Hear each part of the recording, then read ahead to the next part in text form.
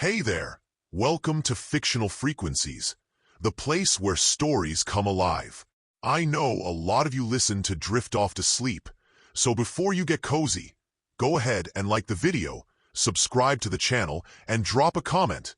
Let me know where you're tuning in from and what time you're listening.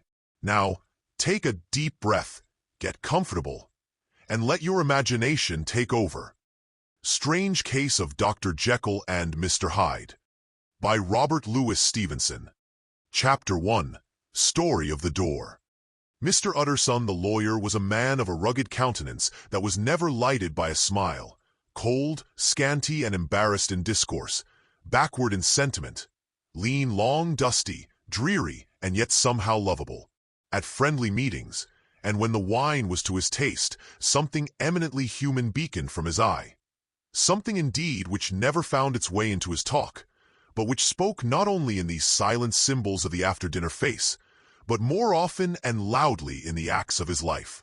He was austere with himself, drank gin when he was alone, to mortify a taste for vintages, and though he enjoyed the theater, had not crossed the doors of one for 20 years.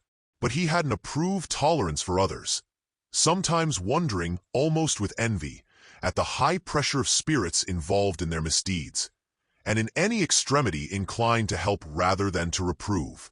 "I incline to Cain's heresy," he used to say quaintly. "I let my brother go to the devil in his own way."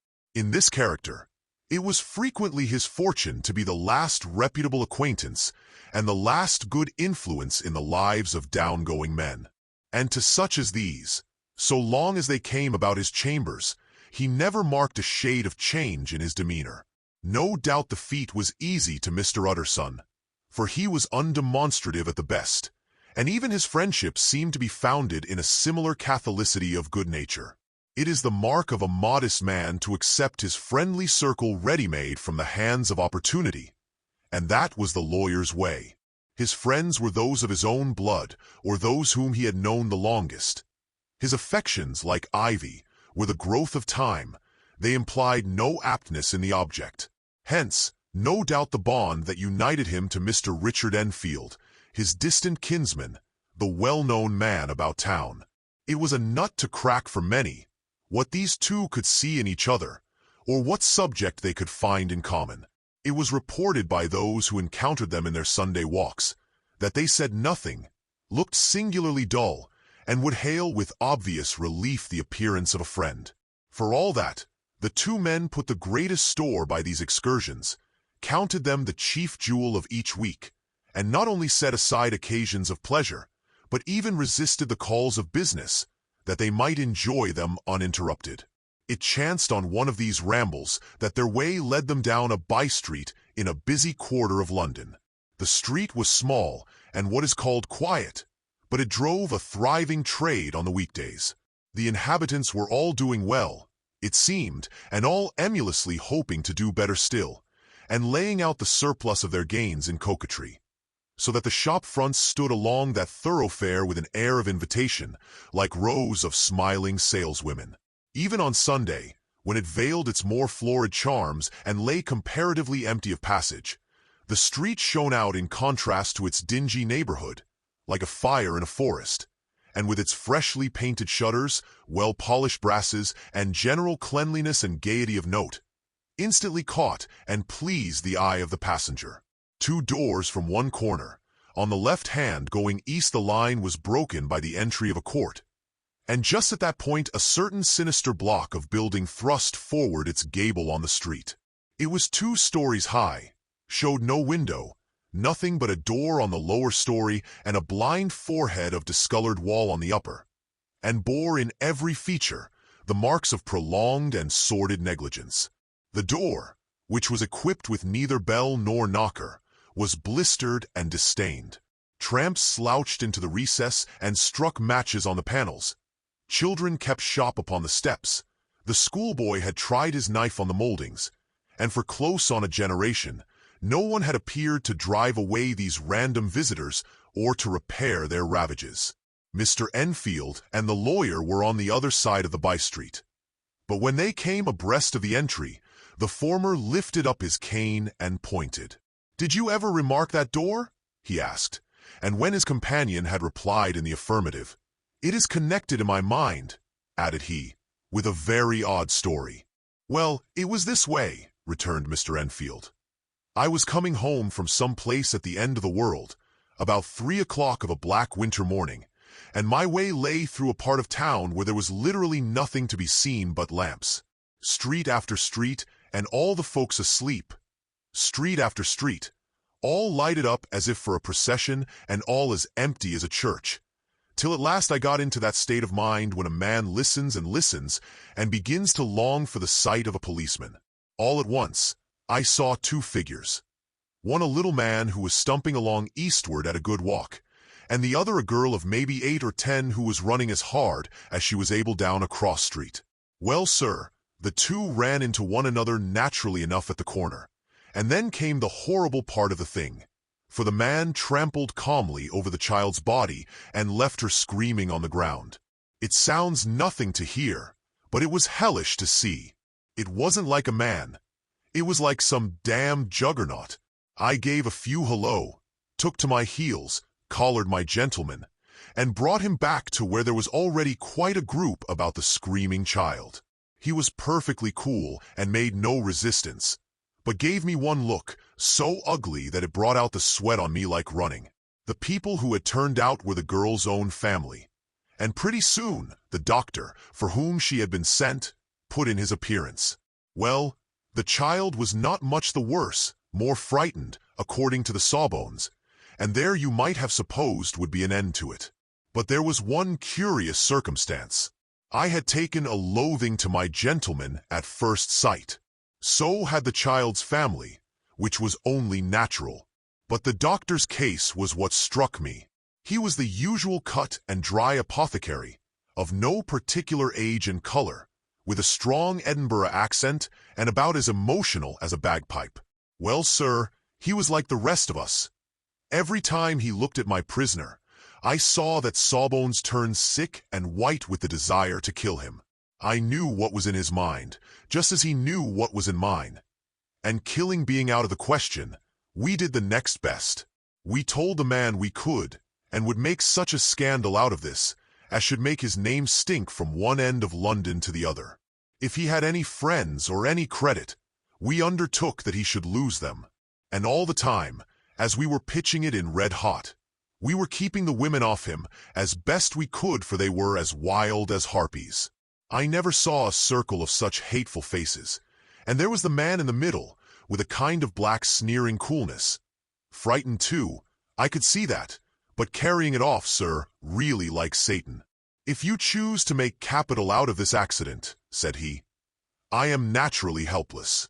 No gentleman but wishes to avoid a scene," says he. "Name your figure." Well, we screwed him up to £100 for the child's family. He would have clearly liked to stick out, but there was something about the lot of us that meant mischief, and at last he struck. The next thing was to get the money, and where do you think he carried us but to that place with the door?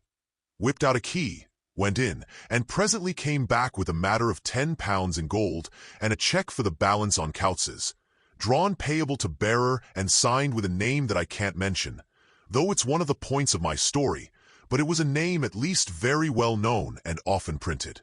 The figure was stiff, but the signature was good for more than that if it was only genuine.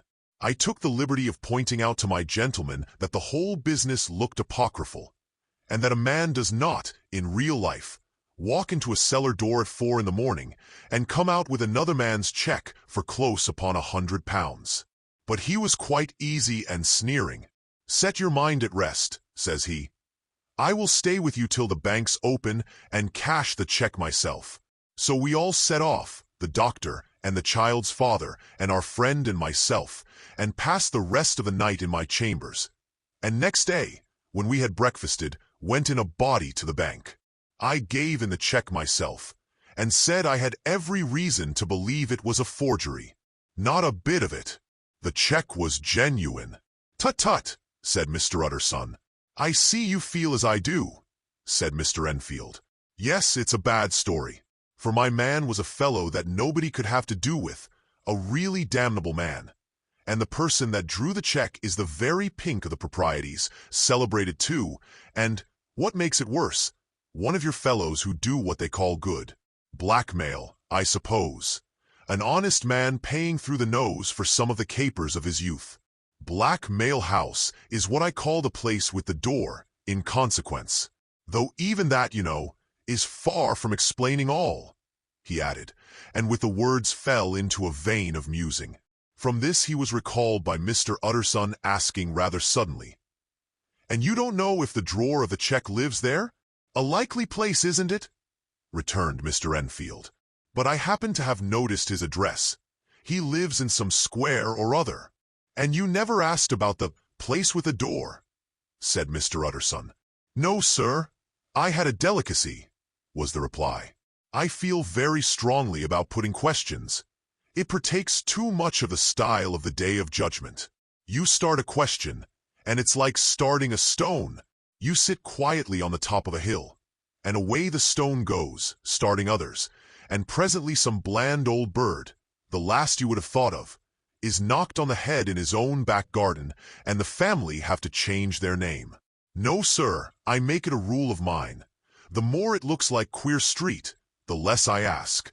"A very good rule, too," said the lawyer. "But I have studied the place for myself," continued Mr. Enfield. "It seems scarcely a house. There is no other door, and nobody goes in or out of that one but, once in a great while, the gentleman of my adventure. There are 3 windows looking on the court on the first floor, none below. The windows are always shut, but they're clean. And then there is a chimney which is generally smoking, so somebody must live there. And yet it's not so sure, for the buildings are so packed together about the court that it's hard to say where one ends and another begins." The pair walked on again for a while in silence, and then "Enfield," said Mr. Utterson, "that's a good rule of yours." "Yes, I think it is," returned Enfield. "But for all that," continued the lawyer, "there's one point I want to ask. I want to ask the name of that man who walked over the child." "Well," said Mr. Enfield, "I can't see what harm it would do. It was a man of the name of Hyde." Said Mr. Utterson. "What sort of a man is he to see?" "He is not easy to describe.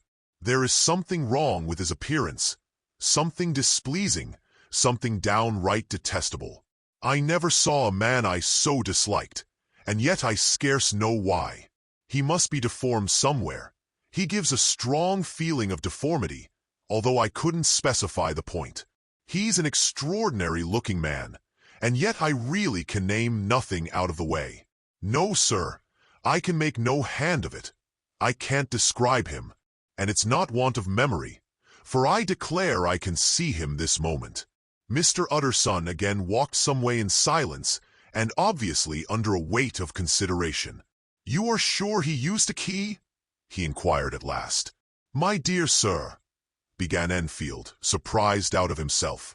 "Yes, I know," said Utterson. "I know it must seem strange. The fact is, if I do not ask you the name of the other party, it is because I know it already. You see, Richard, your tale has gone home. If you have been inexact in any point, you had better correct it." "I think you might have warned me," returned the other with a touch of sullenness. "But I have been pedantically exact, as you call it. The fellow had a key, and what's more, he has it still. I saw him use it not a week ago." Mr. Utterson sighed deeply, but said never a word, and the young man presently resumed. "Here is another lesson to say nothing," said he. "I am ashamed of my long tongue. Let us make a bargain never to refer to this again." "With all my heart," said the lawyer. "I shake hands on that, Richard." Chapter 2. Search for Mr. Hyde. That evening Mr. Utterson came home to his bachelor house in somber spirits and sat down to dinner without relish. It was his custom of a Sunday, when this meal was over, to sit close by the fire, a volume of some dry divinity on his reading desk, until the clock of the neighboring church rang out the hour of 12, when he would go soberly and gratefully to bed. On this night, however, as soon as the cloth was taken away, he took up a candle and went into his business room. There he opened his safe, took from the most private part of it a document endorsed on the envelope as Dr. Jekyll's will, and sat down with a clouded brow to study its contents. The will was holograph, for Mr. Utterson, though he took charge of it now that it was made, had refused to lend the least assistance in the making of it.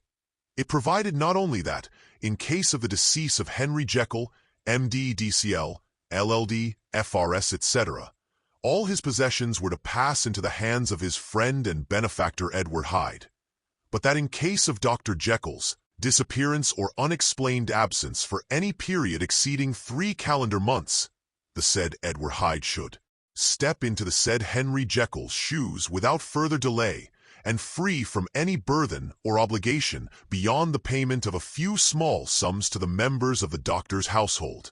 This document had long been the lawyer's eyesore. It offended him both as a lawyer and as a lover of the sane and customary sides of life, to whom the fanciful was the immodest, and hitherto it was his ignorance of Mr. Hyde that had swelled his indignation. Now, by a sudden turn, it was his knowledge. It was already bad enough when the name was but a name of which he could learn no more. It was worse when it began to be clothed upon with detestable attributes. And out of the shifting, insubstantial mists that had so long baffled his eye, there leaped up the sudden, definite presentment of a fiend. "I thought it was madness," he said, as he replaced the obnoxious paper in the safe. "And now I begin to fear it is disgrace." With that he blew out his candle, put on a greatcoat, and set forth in the direction of Cavendish Square, that citadel of medicine, where his friend, the great Dr. Lanyon, had his house and received his crowding patients. If anyone knows, it will be Lanyon, he had thought. The solemn butler knew and welcomed him. He was subjected to no stage of delay, but ushered direct from the door to the dining room, where Dr. Lanyon sat alone over his wine. This was a hearty, healthy, dapper, red-faced gentleman, with a shock of hair prematurely white, and a boisterous and decided manner. At sight of Mr. Utterson, he sprang up from his chair and welcomed him with both hands. The geniality, as was the way of the man, was somewhat theatrical to the eye, but it reposed on genuine feeling, for these two were old friends, old mates both at school and college, both thorough respecters of themselves and of each other, and what does not always follow, men who thoroughly enjoyed each other's company. After a little rambling talk, the lawyer led up to the subject which so disagreeably preoccupied his mind. "I suppose, Lanyon," said he, "you and I must be the two oldest friends that Henry Jekyll has?" "I wish the friends were younger," chuckled Dr. Lanyon. "But I suppose we are. And what of that? I see little of him now." "Indeed," said Utterson. "I thought you had a bond of common interest." "We had," was the reply. "But it is more than 10 years since Henry Jekyll became too fanciful for me. He began to go wrong in mind. And though of course I continue to take an interest in him for old sake's sake, as they say, I see and I have seen devilish little of the man. Such unscientific balderdash," added the doctor, flushing suddenly purple, "would have a strange Damon and Pythias." This little spirit of temper was somewhat of a relief to Mr. Utterson. They have only differed on some point of science, he thought, and being a man of no scientific passions, except in the matter of conveyancing, he even added, "It is nothing worse than that." He gave his friend a few seconds to recover his composure, and then approached the question he had come to put. "Did you ever come across a protege of his, one Hyde?" he asked. "Hyde?" repeated Lanyon. "No, never heard of him. Since my time." That was the amount of information that the lawyer carried back with him to the great, dark bed on which he tossed to and fro, until the small hours of the morning began to grow large. It was a night of little ease to his toiling mind, toiling in mere darkness and besieged by questions. 6 o'clock struck on the bells of the church that was so conveniently near to Mr. Utterson's dwelling, and still he was digging at the problem. Hitherto it had touched him on the intellectual side alone, but now his imagination also was engaged, or rather enslaved, and as he lay and tossed in the gross darkness of the night and the curtained room, Mr. Enfield's tale went by before his mind in a scroll of lighted pictures. He would be aware of the great field of lamps of a nocturnal city, then of the figure of a man walking swiftly, then of a child running from the doctors. And then these met, and that human juggernaut trod the child down and passed on regardless of her screams. Or else he would see a room in a rich house, where his friend lay asleep, dreaming and smiling at his dreams. And then the door of that room would be opened, the curtains of the bed plucked apart, the sleeper recalled, and lo, there would stand by his side a figure to whom power was given, and even at that dead hour, he must rise and do its bidding. The figure in these two phases haunted the lawyer all night, and if at any time he dozed over, it was but to see it glide more stealthily through sleeping houses, or move the more swiftly and still the more swiftly, even to dizziness, through wider labyrinths of lamplight city, and at every street corner crush a child and leave her screaming. And still the figure had no face by which he might know it. Even in his dreams, it had no face, or one that baffled him and melted before his eyes. And thus it was that there sprang up and grew apace in the lawyer's mind a singularly strong, almost an inordinate, curiosity to behold the features of the real Mr. Hyde. If he could but once set eyes on him, he thought the mystery would lighten and perhaps roll altogether away, as was the habit of mysterious things when well examined. He might see a reason for his friend's strange preference or bondage, call it which you please, and even for the startling clause of the will. At least it would be a face worth seeing, the face of a man who was without bowels of mercy, a face which had but to show itself to raise up, in the mind of the unimpressionable Enfield, a spirit of enduring hatred. From that time forward, Mr. Utterson began to haunt the door in the by-street of shops. In the morning before office hours, at noon when business was plenty and time scarce, at night under the face of the fogged city moon, by all lights and at all hours of solitude or concourse, the lawyer was to be found on his chosen post. If he be Mr. Hyde, he had thought, I shall be Mr. Seek. And at last his patience was rewarded. It was a fine dry night, frost in the air, the streets as clean as a ballroom floor, the lamps unshaken by any wind, drawing a regular pattern of light and shadow. By 10 o'clock, when the shops were closed, the by-street was very solitary and, in spite of the low growl of London from all round, very silent. Small sounds carried far. Domestic sounds out of the houses were clearly audible on either side of the roadway, and the rumor of the approach of any passenger preceded him by a long time. Mr. Utterson had been some minutes at his post, when he was aware of an odd light footstep drawing near. In the course of his nightly patrols, he had long grown accustomed to the quaint effect with which the footfalls of a single person, while he is still a great way off, suddenly spring out distinct from the vast hum and clatter of the city. Yet his attention had never before been so sharply and decisively arrested, and it was with a strong, superstitious prevision of success that he withdrew into the entry of the court. The steps drew swiftly nearer, and swelled out suddenly louder as they turned the end of the street. The lawyer, looking forth from the entry, could soon see what manner of man he had to deal with.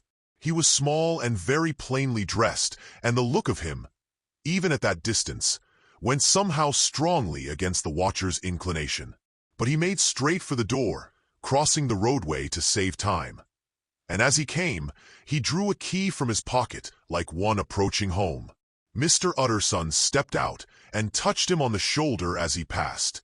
"Mr. Hyde, I think?" Mr. Hyde shrank back with a hissing intake of the breath. But his fear was only momentary, and though he did not look the lawyer in the face, he answered coolly enough, "That is my name. What do you want?" "I see you are going in," returned the lawyer. "I am an old friend of Dr. Jekyll's, Mr. Utterson of Gaunt Street. You must have heard of my name, and meeting you so conveniently, I thought you might admit me." "You will not find Dr. Jekyll. He is from home," replied Mr. Hyde, blowing in the key. And then suddenly, but still without looking up, "How did you know me?" he asked. "On your side," said Mr. Utterson. "Will you do me a favor?" "With pleasure," replied the other. What shall it be? Will you let me see your face? Asked the lawyer. Mr. Hyde appeared to hesitate, and then, as if upon some sudden reflection, fronted about with an air of defiance. And the pair stared at each other pretty fixedly for a few seconds. Now I shall know you again, said Mr. Utterson. It may be useful. Yes, returned Mr. Hyde. It is as well we have met. And a propos, you should have my address. And he gave a number of a street in Soho. Good God, thought Mr. Utterson. Can he, too, have been thinking of the will? But he kept his feelings to himself, and only grunted in acknowledgment of the address. And now, said the other, how did you know me? By description, was the reply. Whose description? We have common friends, said Mr. Utterson. Common friends, echoed Mr. Hyde, a little hoarsely. Who are they? Jekyll, for instance, said the lawyer. He never told you, cried Mr. Hyde, with a flush of anger. I did not think you would have lied. Come, said Mr. Utterson. That is not fitting language. The other snarled aloud into a savage laugh, and the next moment, with extraordinary quickness, he had unlocked the door and disappeared into the house. The lawyer stood a while when Mr. Hyde had left him, the picture of disquietude. Then he began slowly to mount the street, pausing every step or two and putting his hand to his brow like a man in mental perplexity. The problem he was thus debating as he walked was one of a class that is rarely solved. Mr. Hyde was pale and dwarfish. He gave an impression of deformity without any nameable malformation. He had a displeasing smile. He had borne himself to the lawyer with a sort of murderous mixture of timidity and boldness, and he spoke with a husky, whispering and somewhat broken voice. All these were points against him, but not all of these together could explain the hitherto unknown disgust, loathing, and fear with which Mr. Utterson regarded him. There must be something else, said the perplexed gentleman. There is something more, if I could find a name for it. God bless me, the man seems hardly human. Something troglodytic, shall we say? Or can it be the old story of Dr. Fell? Or is it the mere radiance of a foul soul that thus transpires through and transfigures its clay continent? The last, I think, for, oh my poor old Harry Jekyll, if ever I read Satan's signature upon a face, it is on that of your new friend. Round the corner from the by-street, there was a square of ancient, handsome houses, now for the most part decayed from their high estate and let in flats and chambers to all sorts and conditions of men. Map engravers, architects, shady lawyers, and the agents of obscure enterprises. One house, however, second from the corner, was still occupied entire, and at the door of this, which wore a great air of wealth and comfort, though it was now plunged in darkness except for the fanlight, Mr. Utterson stopped and knocked. A well-dressed, elderly servant opened the door. "Is Dr. Jekyll at home, Poole?" asked the lawyer.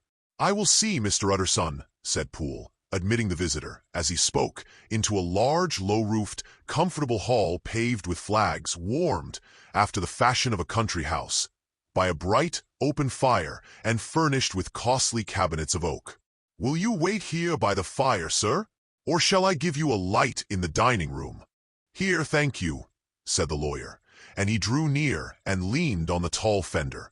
This hall, in which he was now left alone, was a pet fancy of his friend the doctor's, and Utterson himself was wont to speak of it as the pleasantest room in London. But tonight there was a shudder in his blood. The face of Hyde sat heavy on his memory. He felt, what was rare with him, a nausea and distaste of life, and in the gloom of his spirits, he seemed to read a menace in the flickering of the firelight on the polished cabinets and the uneasy starting of the shadow on the roof. He was ashamed of his relief when Poole presently returned to announce that Dr. Jekyll was gone out. "I saw Mr. Hyde go in by the old dissecting room, Poole," he said. "Is that right, when Dr. Jekyll is from home?" "Quite right, Mr. Utterson, sir," replied the servant. "Mr. Hyde has a key. Your master seems to repose a great deal of trust in that young man, Poole," resumed the other musingly.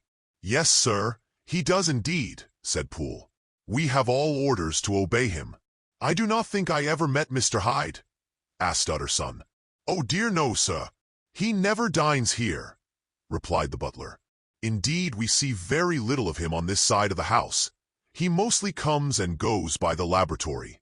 Well, good night, Poole. Good night, Mr. Utterson. And the lawyer set out homeward with a very heavy heart. Poor Harry Jekyll, he thought.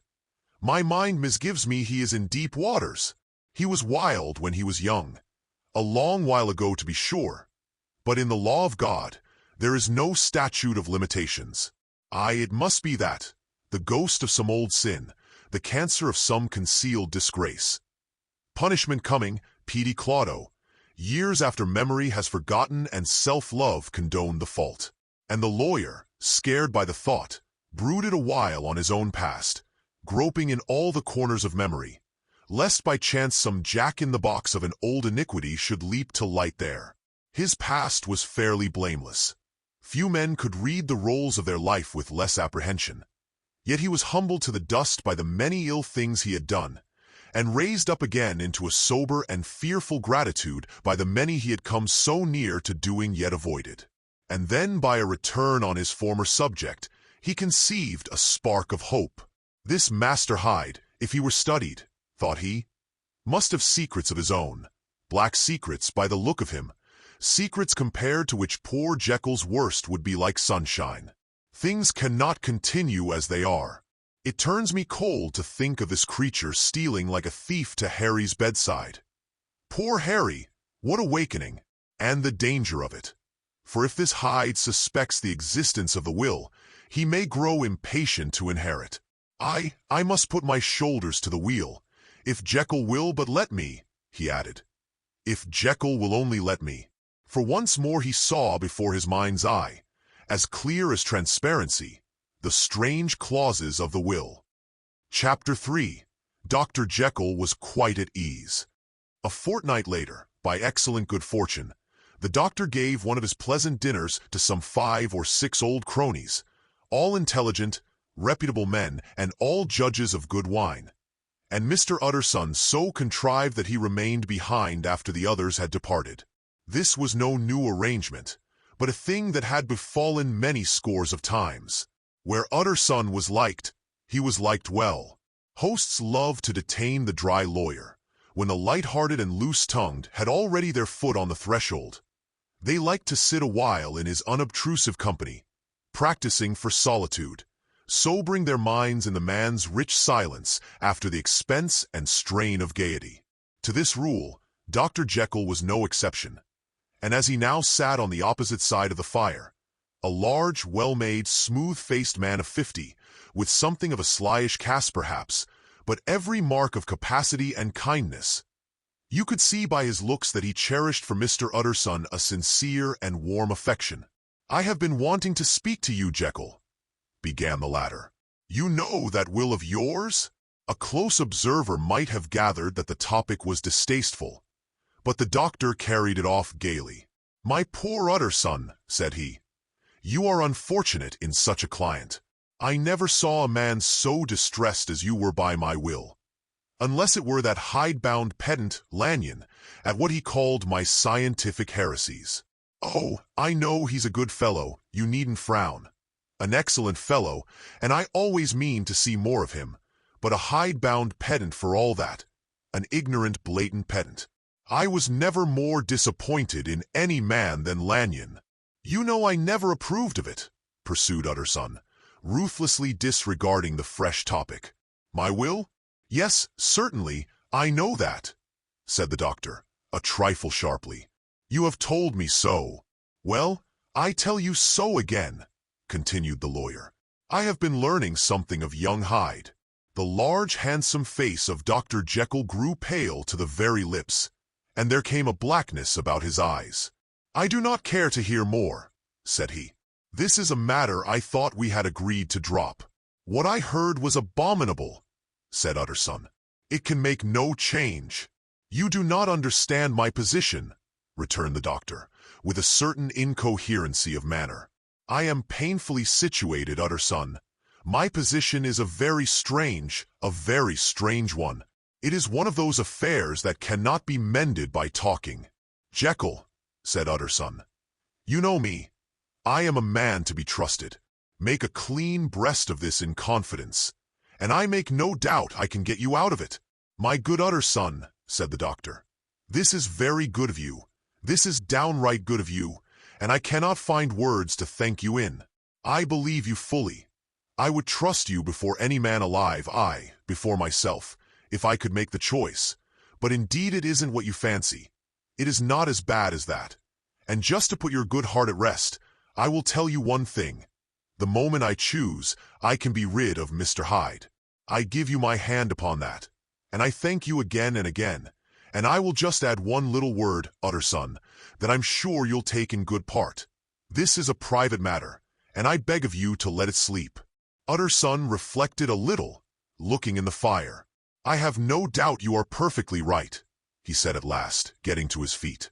Well, but since we have touched upon this business, and for the last time I hope, continued the doctor, there is one point I should like you to understand. I have really a very great interest in poor Hyde. I know you have seen him. He told me so, and I fear he was rude. But I do sincerely take a very great interest in that young man. And if I am taken away, Utterson, I wish you to promise me that you will bear with him and get his rights for him. I think you would, if you knew all, and it would be a weight off my mind if you would promise. I can't pretend that I shall ever like him, said the lawyer. I don't ask that, pleaded Jekyll, laying his hand upon the other's arm. I only ask for justice. I only ask you to help him for my sake when I am no longer here. Utterson heaved an irrepressible sigh. Well, said he, I promise. Chapter 4. The Carew Murder Case. Nearly a year later, in the month of October 18, London was startled by a crime of singular ferocity and rendered all the more notable by the high position of the victim. The details were few and startling. A maid-servant living alone in a house not far from the river had gone upstairs to bed about 11.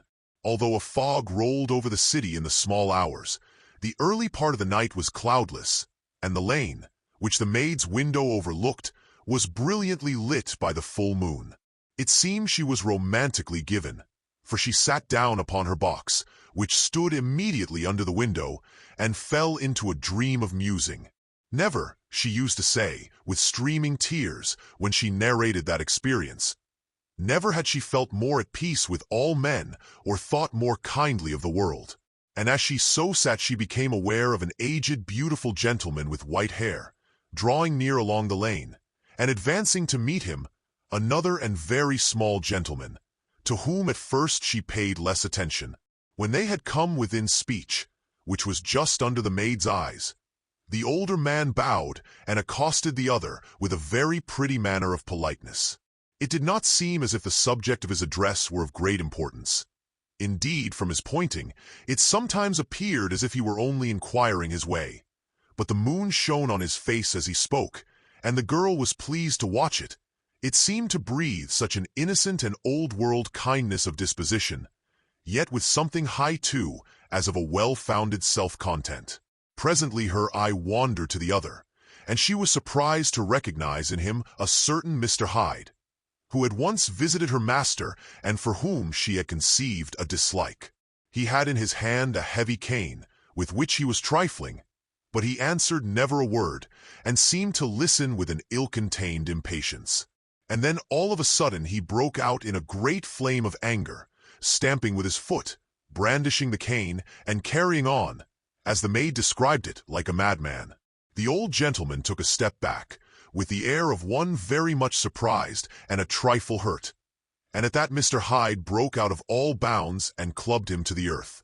And next moment, with ape-like fury, he was trampling his victim underfoot and hailing down a storm of blows, under which the bones were audibly shattered and the body jumped upon the roadway. At the horror of these sights and sounds, the maid fainted.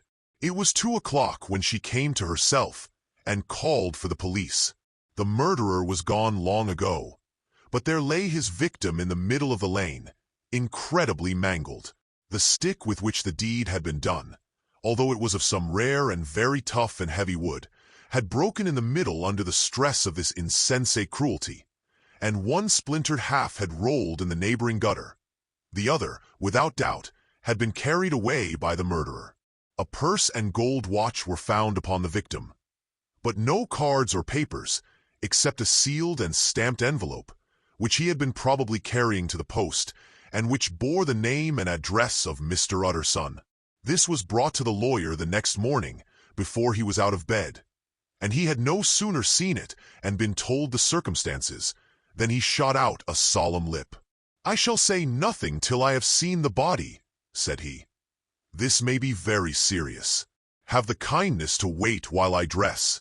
And with the same grave countenance he hurried through his breakfast and drove to the police station, whither the body had been carried. As soon as he came into the cell, he nodded. "Yes," said he, "I recognize him.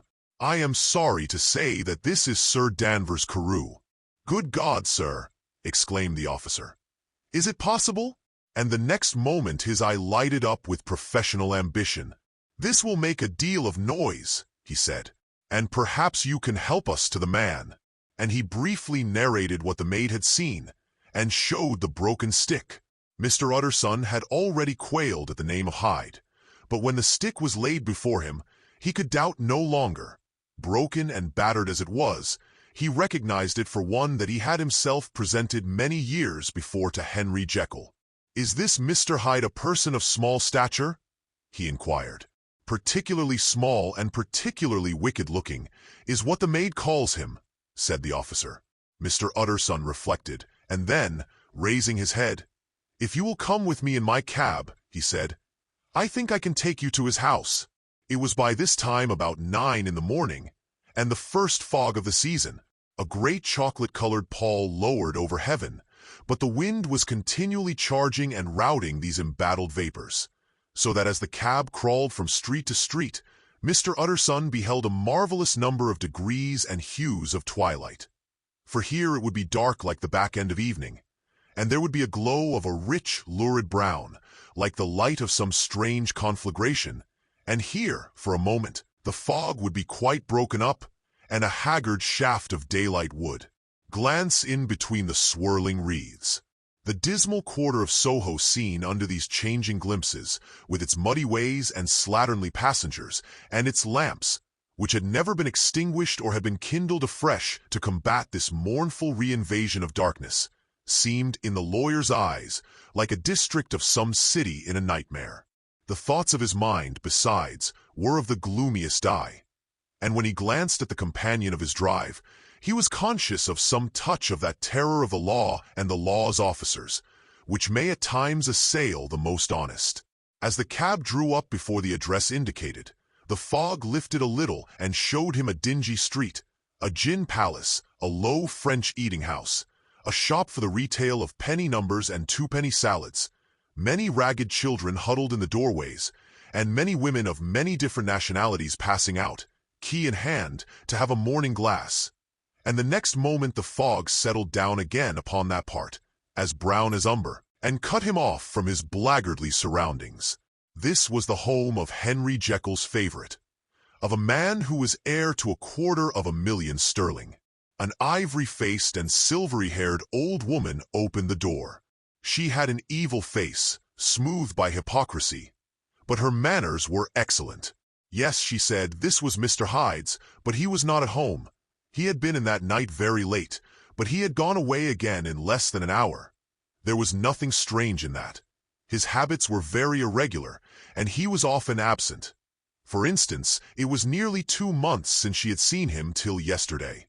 "Very well, then, we wish to see his rooms," said the lawyer, and when the woman began to declare it was impossible, "I had better tell you who this person is," he added. "This is Inspector Newcomen of Scotland Yard." A flash of odious joy appeared upon the woman's face. "Ah," said she, "he is in trouble. What has he done?" Mr. Utterson and the inspector exchanged glances. "He don't seem a very popular character," observed the latter. "And now, my good woman, just let me and this gentleman have a look about us." In the whole extent of the house, which but for the old woman remained otherwise empty. Mr. Hyde had only used a couple of rooms, but these were furnished with luxury and good taste. A closet was filled with wine. The plate was of silver, the napery elegant. A good picture hung upon the walls, a gift, as Utterson supposed, from Henry Jekyll, who was much of a connoisseur, and the carpets were of many plies and agreeable in color. At this moment, however, the rooms bore every mark of having been recently and hurriedly ransacked. Clothes lay about the floor, with their pockets inside out. Lock-fast drawers stood open, and on the hearth there lay a pile of gray ashes, as though many papers had been burned. From these embers the inspector disinterred the butt end of a green checkbook, which had resisted the action of the fire. The other half of the stick was found behind the door, and as this clinched his suspicions, the officer declared himself delighted. A visit to the bank, where several £1,000s were found to be lying to the murderer's credit, completed his gratification. "You may depend upon it, sir," he told Mr. Utterson. "I have him in my hand. He must have lost his head, or he never would have left the stick or, above all, burned the checkbook. Why, money's life to the man. We have nothing to do but wait for him at the bank and get out the handbills." This last, however, was not so easy of accomplishment, for Mr. Hyde had numbered few familiars. Even the master of the servant maid had only seen him twice. His family could nowhere be traced. He had never been photographed, and the few who could describe him differed widely, as common observers will. Only on one point were they agreed, and that was the haunting sense of unexpressed deformity with which the fugitive impressed his beholders. Chapter 5. Incident of the Letter. It was late in the afternoon when Mr. Utterson found his way to Dr. Jekyll's door, where he was at once admitted by Poole and carried down by the kitchen offices and across a yard which had once been a garden, to the building which was indifferently known as the laboratory or dissecting rooms. The doctor had bought the house from the heirs of a celebrated surgeon, and his own tastes being rather chemical than anatomical, had changed the destination of the block at the bottom of the garden.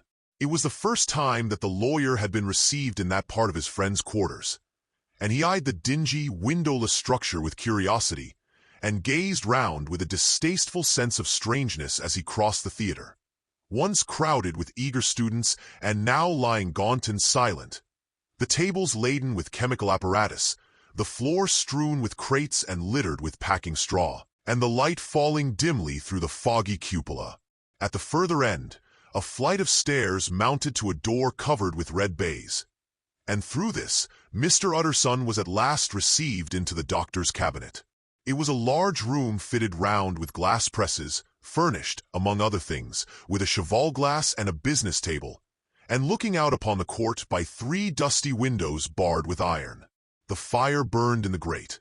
A lamp was set lighted on the chimney shelf, for even in the houses the fog began to lie thickly, and there, close up to the warmth, sat Dr. Jekyll, looking deathly sick. He did not rise to meet his visitor, but held out a cold hand and bade him welcome in a changed voice. "And now," said Mr. Utterson, as soon as Poole had left them, "you have heard the news?" The doctor shuddered. "They were crying it in the square," he said. "I heard them in my dining room." "One word," said the lawyer. "Carew was my client, but so are you, and I want to know what I am doing. You have not been mad enough to hide this fellow." "Utterson, I swear to God," cried the doctor. "I swear to God I will never set eyes on him again. I bind my honor to you that I am done with him in this world. It is all at an end, and indeed he does not want my help. You do not know him as I do. He is safe, he is quite safe. Mark my words, he will never more be heard of." The lawyer listened gloomily. He did not like his friend's feverish manner. "You seem pretty sure of him," said he, "and for your sake, I hope you may be right. If it came to a trial, your name might appear." "I am quite sure of him," replied Jekyll. "I have grounds for certainty that I cannot share with anyone. But there is one thing on which you may advise me. I have received a letter, and I am at a loss whether I should show it to the police. I should like to leave it in your hands, Utterson. You would judge wisely, I am sure. I have so great a trust in you. You fear, I suppose, that it might lead to his detection? Asked the lawyer. No, said the other. I cannot say that I care what becomes of Hyde. I am quite done with him. I was thinking of my own character, which this hateful business has rather exposed. Utterson ruminated a while. He was surprised at his friend's selfishness, and yet relieved by it. Well, said he at last, let me see the letter. The letter was written in an odd, upright hand and signed Edward Hyde, and it signified, briefly enough, that the writer's benefactor, Dr. Jekyll, whom he had long so unworthily repaid for 1,000 generosities, need labor under no alarm for his safety, as he had means of escape on which he placed a sure dependence. The lawyer liked this letter well enough. It put a better color on the intimacy than he had looked for, and he blamed himself for some of his past suspicions. "Have you the envelope?" he asked. "I burned it," replied Jekyll, "before I thought what I was about, but it bore no postmark. The note was handed in." "Shall I keep this and sleep upon it?" asked Utterson. "I wish you to judge for me entirely," was the reply. "I have lost confidence in myself." "Well, I shall consider," returned the lawyer. "And now one word more.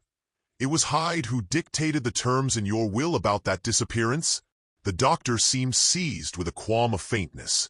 He shut his mouth tight and nodded. "I knew it," said Utterson. "He meant to murder you. You had a fine escape." "I have had what is far more to the purpose," returned the doctor solemnly. "I have had a lesson.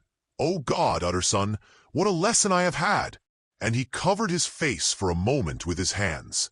On his way out, the lawyer stopped and had a word or two with Poole. "By the by," said he, "there was a letter handed in today. What was the messenger like?" But Poole was positive nothing had come except by post, and only circulars by that, he added. This news sent off the visitor with his fears renewed. Plainly the letter had come by the laboratory door. Possibly, indeed, it had been written in the cabinet, and if that were so, it must be differently judged and handled with more caution. The newsboys, as he went, were crying themselves hoarse along the footways. Special edition. Shocking murder of an MP.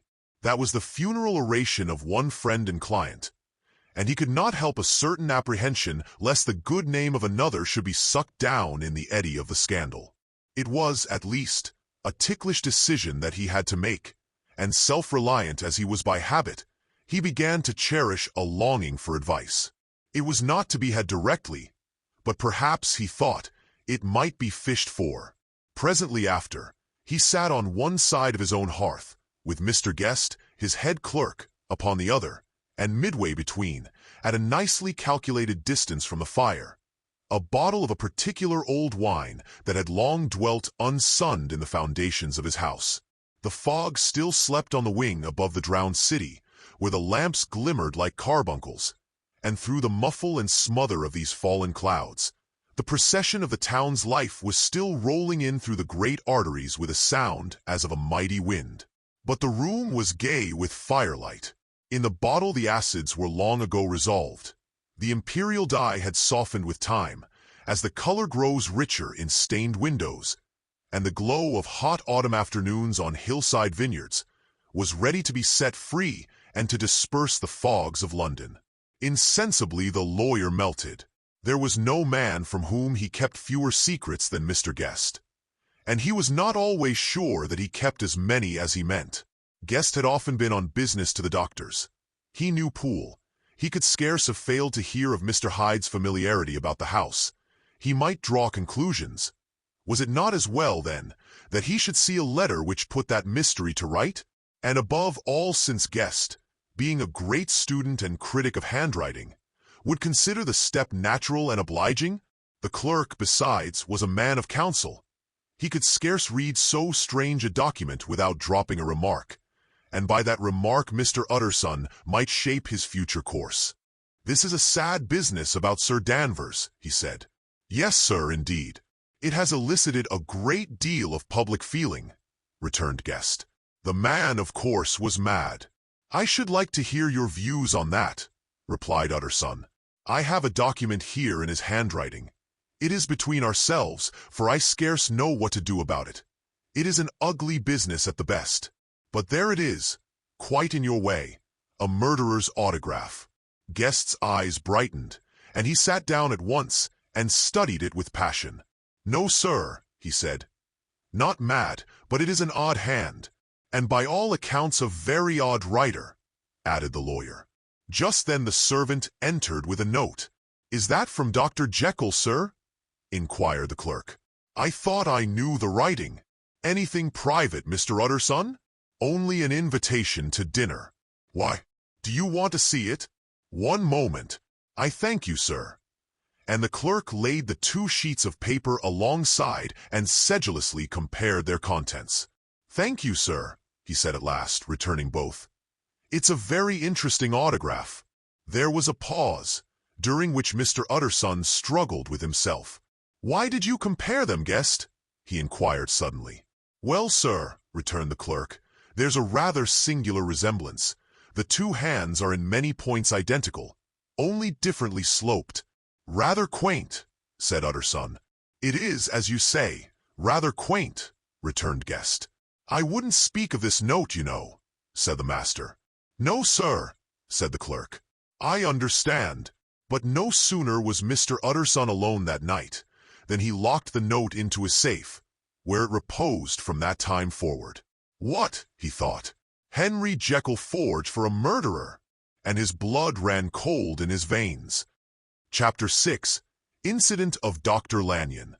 Time ran on. Thousands of pounds were offered in reward, for the death of Sir Danvers was resented as a public injury. But Mr. Hyde had disappeared out of the ken of the police as though he had never existed. Much of his past was unearthed, indeed, and all disreputable.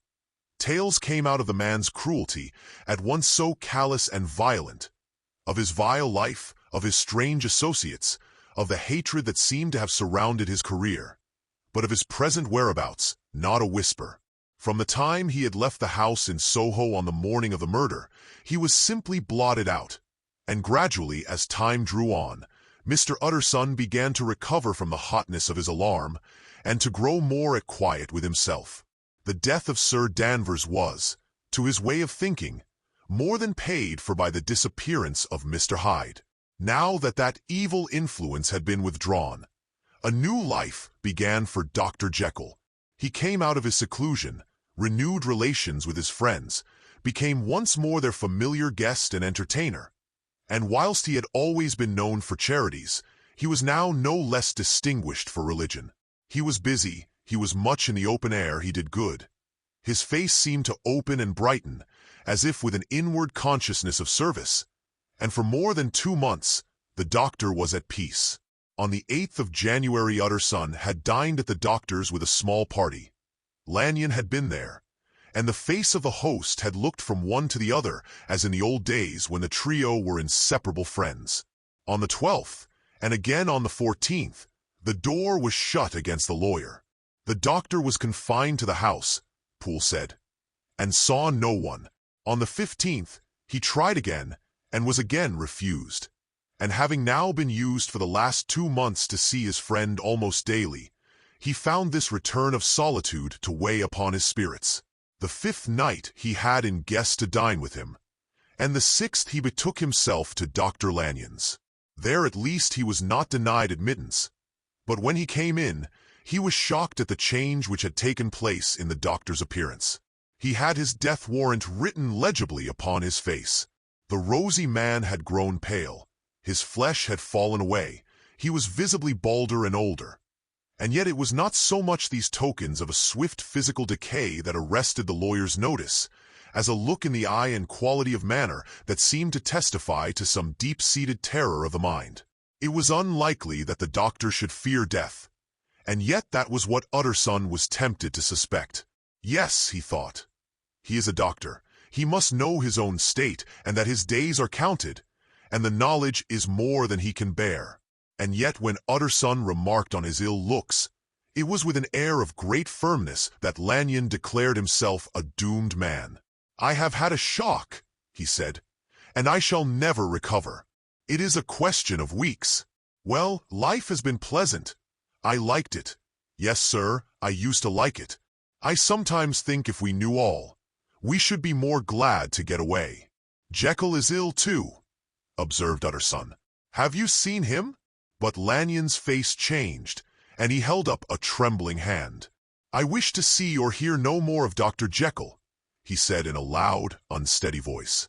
I am quite done with that person, and I beg that you will spare me any allusion to one whom I regard as dead. Tut tut, said Mr. Utterson, and then after a considerable pause, Can't I do anything? He inquired. We are three very old friends, Lanyon. We shall not live to make others. Nothing can be done, returned Lanyon. Ask himself. He will not see me, said the lawyer. I am not surprised at that, was the reply. Some day, Utterson, after I am dead, you may perhaps come to learn the right and wrong of this. I cannot tell you. And in the meantime, if you can sit and talk with me of other things, for God's sake, stay and do so. But if you cannot keep clear of this accursed topic, then in God's name, go, for I cannot bear it. As soon as he got home, Utterson sat down and wrote to Jekyll, complaining of his exclusion from the house, and asking the cause of this unhappy break with Lanyon. And the next day brought him a long answer, often very pathetically worded, and sometimes darkly mysterious in drift. The quarrel with Lanyon was incurable. I do not blame our old friend, Jekyll wrote, but I share his view that we must never meet. I mean from henceforth to lead a life of extreme seclusion. You must not be surprised, nor must you doubt my friendship, if my door is often shut even to you. You must suffer me to go my own dark way. I have brought on myself a punishment and a danger that I cannot name. If I am the chief of sinners, I am the chief of sufferers also. I could not think that this earth contained a place for sufferings and terrors so unmanning. And you can do but one thing, Utterson, to lighten this destiny, and that is to respect my silence. Utterson was amazed. The dark influence of Hyde had been withdrawn. The doctor had returned to his old tasks and amities. A week ago, the prospect had smiled with every promise of a cheerful and an honored age. And now, in a moment, friendship and peace of mind and the whole tenor of his life were wrecked. So great and unprepared a change pointed to madness. But in view of Lanyon's manner and words, there must lie for it some deeper ground. A week afterwards Dr. Lanyon took to his bed, and in something less than a fortnight he was dead. The night after the funeral, at which he had been sadly affected, Utterson locked the door of his business room, and sitting there by the light of a melancholy candle, drew out and set before him an envelope addressed by the hand and sealed with the seal of his dead friend. Private, for the hands of G.J. Utterson alone, and in case of his predecease to be destroyed unread. So it was emphatically superscribed, and the lawyer dreaded to behold the contents. I have buried one friend today, he thought. What if this should cost me another? And then he condemned the fear as a disloyalty, and broke the seal. Within there was another enclosure, likewise sealed, and marked upon the cover as not to be opened till the death or disappearance of Dr. Henry Jekyll. Utterson could not trust his eyes. Yes, it was disappearance. Here again, as in the mad will which he had long ago restored to its author. Here again were the idea of a disappearance and the name of Henry Jekyll Brackett. But in the will, that idea had sprung from the sinister suggestion of the man Hyde. It was set there with a purpose all too plain and horrible. Written by the hand of Lanyon. What should it mean? A great curiosity came on the trustee, to disregard the prohibition and dive at once to the bottom of these mysteries. But professional honor and faith to his dead friend were stringent obligations, and the packet slept in the inmost corner of his private safe. It is one thing to mortify curiosity, another to conquer it. And it may be doubted if, from that day forth, Utterson desired the society of his surviving friend with the same eagerness. He thought of him kindly, but his thoughts were disquieted and fearful. He went to call indeed, but he was perhaps relieved to be denied admittance. Perhaps, in his heart, He preferred to speak with Poole upon the doorstep and surrounded by the air and sounds of the open city, rather than to be admitted into that house of voluntary bondage, and to sit and speak with its inscrutable recluse. Poole had, indeed, no very pleasant news to communicate. The doctor, it appeared, now more than ever confined himself to the cabinet over the laboratory, where he would sometimes even sleep. He was out of spirits, he had grown very silent, he did not read. It seemed as if he had something on his mind. Utterson became so used to the unvarying character of these reports that he fell off little by little in the frequency of his visits. Chapter 7. Incident at the Window. It chanced on Sunday, when Mr. Utterson was on his usual walk with Mr. Enfield, that their way lay once again through the by-street, and that when they came in front of the door, both stopped to gaze on it. "Well," said Enfield, "that story's at an end at least. We shall never see more of Mr. Hyde." "I hope not," said Utterson. "Did I ever tell you that I once saw him and shared your feeling of repulsion?" "It was impossible to do the one without the other," returned Enfield. "And by the way, what an ass you must have thought me, not to know that this was a back way to Dr. Jekyll's. It was partly your own fault that I found it out, even when I did." "So you found it out, did you?" said Utterson. "But if that be so, we may step into the court and take a look at the windows. To tell you the truth, I am uneasy about poor Jekyll, and even outside, I feel as if the presence of a friend might do him good." The court was very cool and a little damp, and full of premature twilight, although the sky, high up overhead, was still bright with sunset.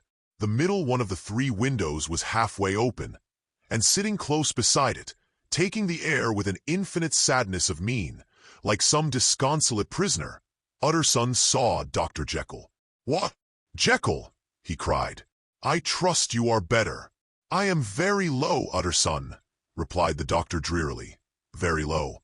It will not last long, thank God." "You stay too much indoors," said the lawyer. "You should be out, whipping up the circulation like Mr. Enfield and me. This is my cousin, Mr. Enfield, Dr. Jekyll. Come now, get your hat and take a quick turn with us." "You are very good," sighed the other. "I should like to very much, but no, it is quite impossible. I dare not. But indeed, Utterson, I am very glad to see you. This is really a great pleasure. I would ask you and Mr. Enfield up, but the place is really not fit." "Why then," said the lawyer good-naturedly, "the best thing we can do is to stay down here and speak with you from where we are." "That is just what I was about to venture to propose," returned the doctor with a smile. But the words were hardly uttered, before the smile was struck out of his face and succeeded by an expression of such abject terror and despair as froze the very blood of the two gentlemen below. They saw it, but for a glimpse, for the window was instantly thrust down.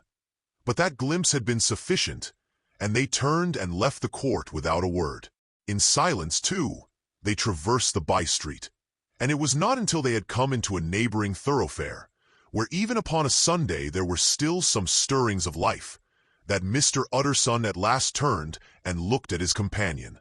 They were both pale, and there was an answering horror in their eyes. God forgive us," said Mr. Utterson.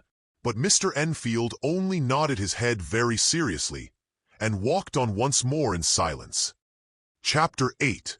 The Last Night. Mr. Utterson was sitting by his fireside one evening after dinner, when he was surprised to receive a visit from Poole. "Bless me, Poole, what brings you here?" he cried, and then taking a second look at him, "What ails you?" he added. "Is the doctor ill?" "Mr. Utterson," said the man, "there is something wrong. Take a seat, and here is a glass of wine for you," said the lawyer. "Now, take your time, and tell me plainly what you want." "You know the doctor's ways, sir," replied Poole, "and how he shuts himself up. Well, he's shut up again in the cabinet, and I don't like it, sir. I wish I may die if I like it. Mr. Utterson, sir, I'm afraid." "Now, my good man," said the lawyer, "be explicit. What are you afraid of?" "I've been afraid for about a week," returned Poole, doggedly disregarding the question. "And I can bear it no more." The man's appearance amply bore out his words. His manner was altered for the worse, and except for the moment when he had first announced his terror, he had not once looked the lawyer in the face. Even now, he sat with the glass of wine untasted on his knee, and his eyes directed to a corner of the floor. "I can bear it no more," he repeated. "Come," said the lawyer. "I see you have some good reason, Poole. I see there is something seriously amiss. Try to tell me what it is." "I think there's been foul play," said Poole hoarsely. "Foul play?" cried the lawyer, a good deal frightened and rather inclined to be irritated in consequence. "What foul play? What does the man mean?" "I daren't say, sir," was the answer. "But will you come along with me and see for yourself?" Mr. Utterson's only answer was to rise and get his hat and greatcoat. But he observed with wonder the greatness of the relief that appeared upon the butler's face, and perhaps with no less, that the wine was still untasted when he set it down to follow. It was a wild, cold, seasonable night of March, with a pale moon, lying on her back as though the wind had tilted her, and flying rack of the most diaphanous and lawny texture. The wind made talking difficult, and flecked the blood into the face. It seemed to have swept the streets unusually bare of passengers besides, for Mr. Utterson thought he had never seen that part of London so deserted. He could have wished it otherwise. Never in his life had he been conscious of so sharp a wish to see and touch his fellow creatures. For struggle as he might, there was borne in upon his mind a crushing anticipation of calamity. The square, when they got there, was full of wind and dust, and the thin trees in the garden were lashing themselves along the railing. Poole, who had kept all the way a pace or two ahead, now pulled up in the middle of the pavement, and in spite of the biting weather, took off his hat and mopped his brow with a red pocket-handkerchief.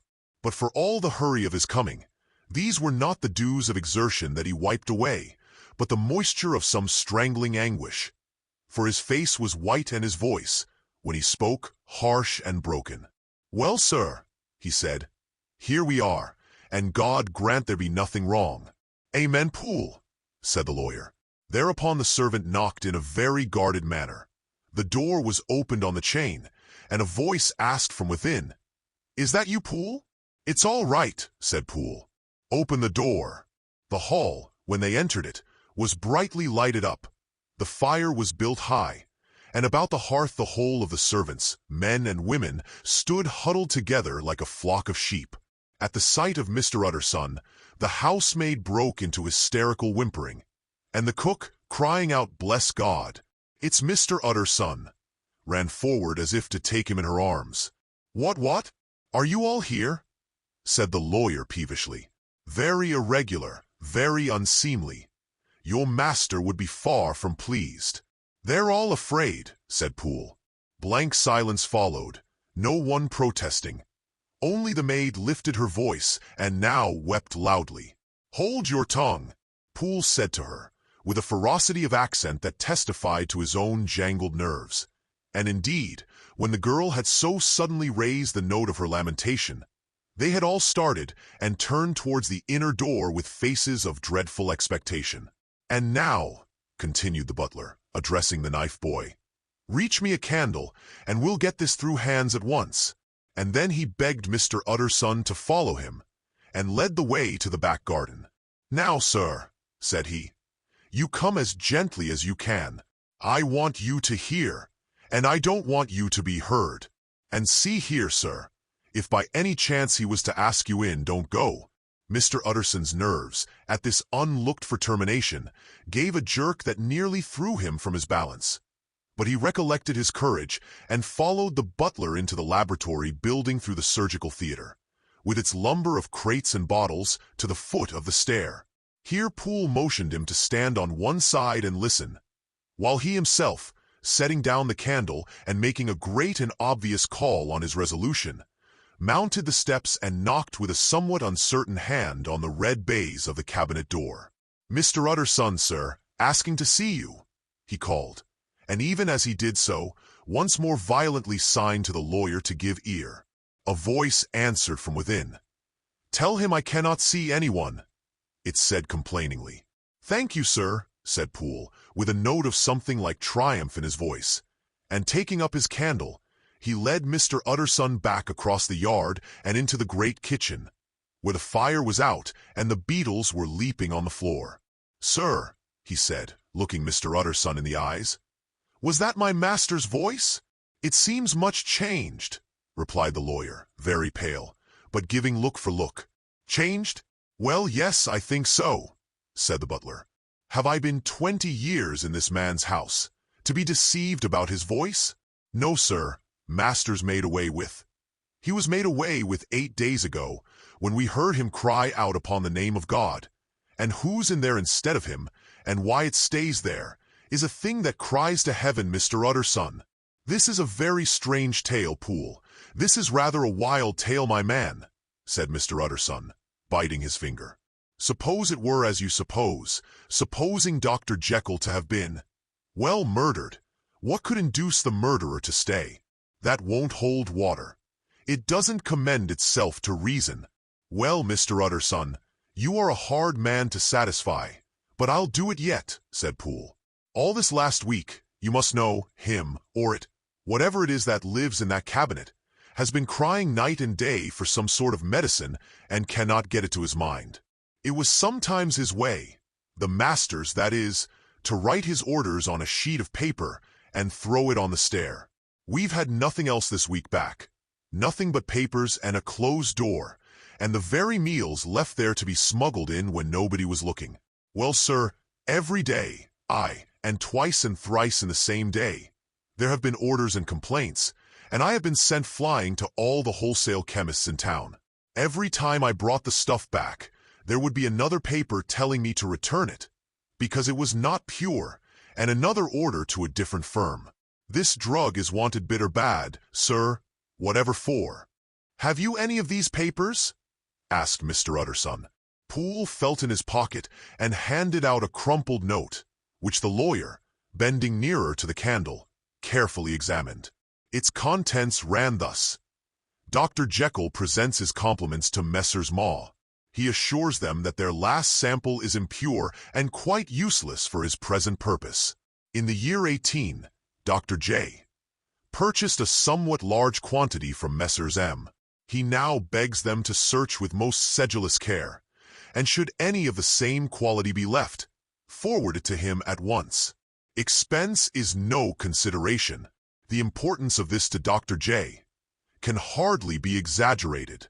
So far the letter had run composedly enough, but here, with a sudden splutter of the pen, the writer's emotion had broken loose. "For God's sake," he added, "find me some of the old."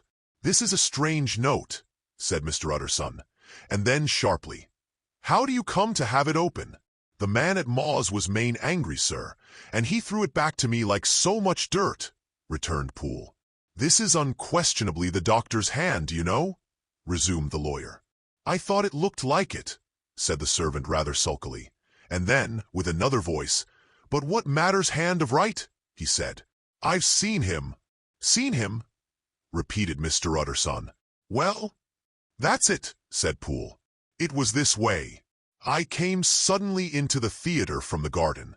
It seems he had slipped out to look for this drug or whatever it is, for the cabinet door was open, and there he was at the far end of the room digging among the crates. He looked up when I came in, gave a kind of cry, and whipped upstairs into the cabinet. It was but for 1 minute that I saw him, but the hair stood upon my head like quills. Sir, if that was my master, why had he a mask upon his face?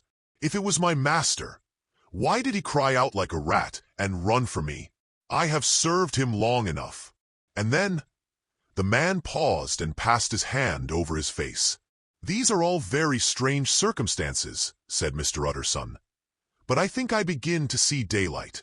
Your master, Poole, is plainly seized with one of those maladies that both torture and deform the sufferer. Hence, for aught I know, the alteration of his voice. Hence the mask and the avoidance of his friends. Hence his eagerness to find this drug, by means of which the poor soul retains some hope of ultimate recovery. God grant that he be not deceived. There is my explanation. It is sad enough, Poole, and appalling to consider.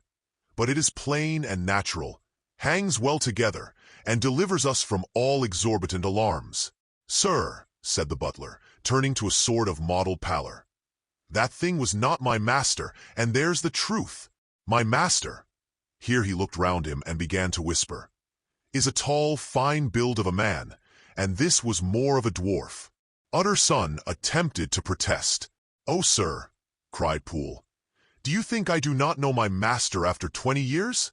Do you think I do not know where his head comes to in the cabinet door, where I saw him every morning of my life? No, sir, that thing in the mask was never Dr. Jekyll.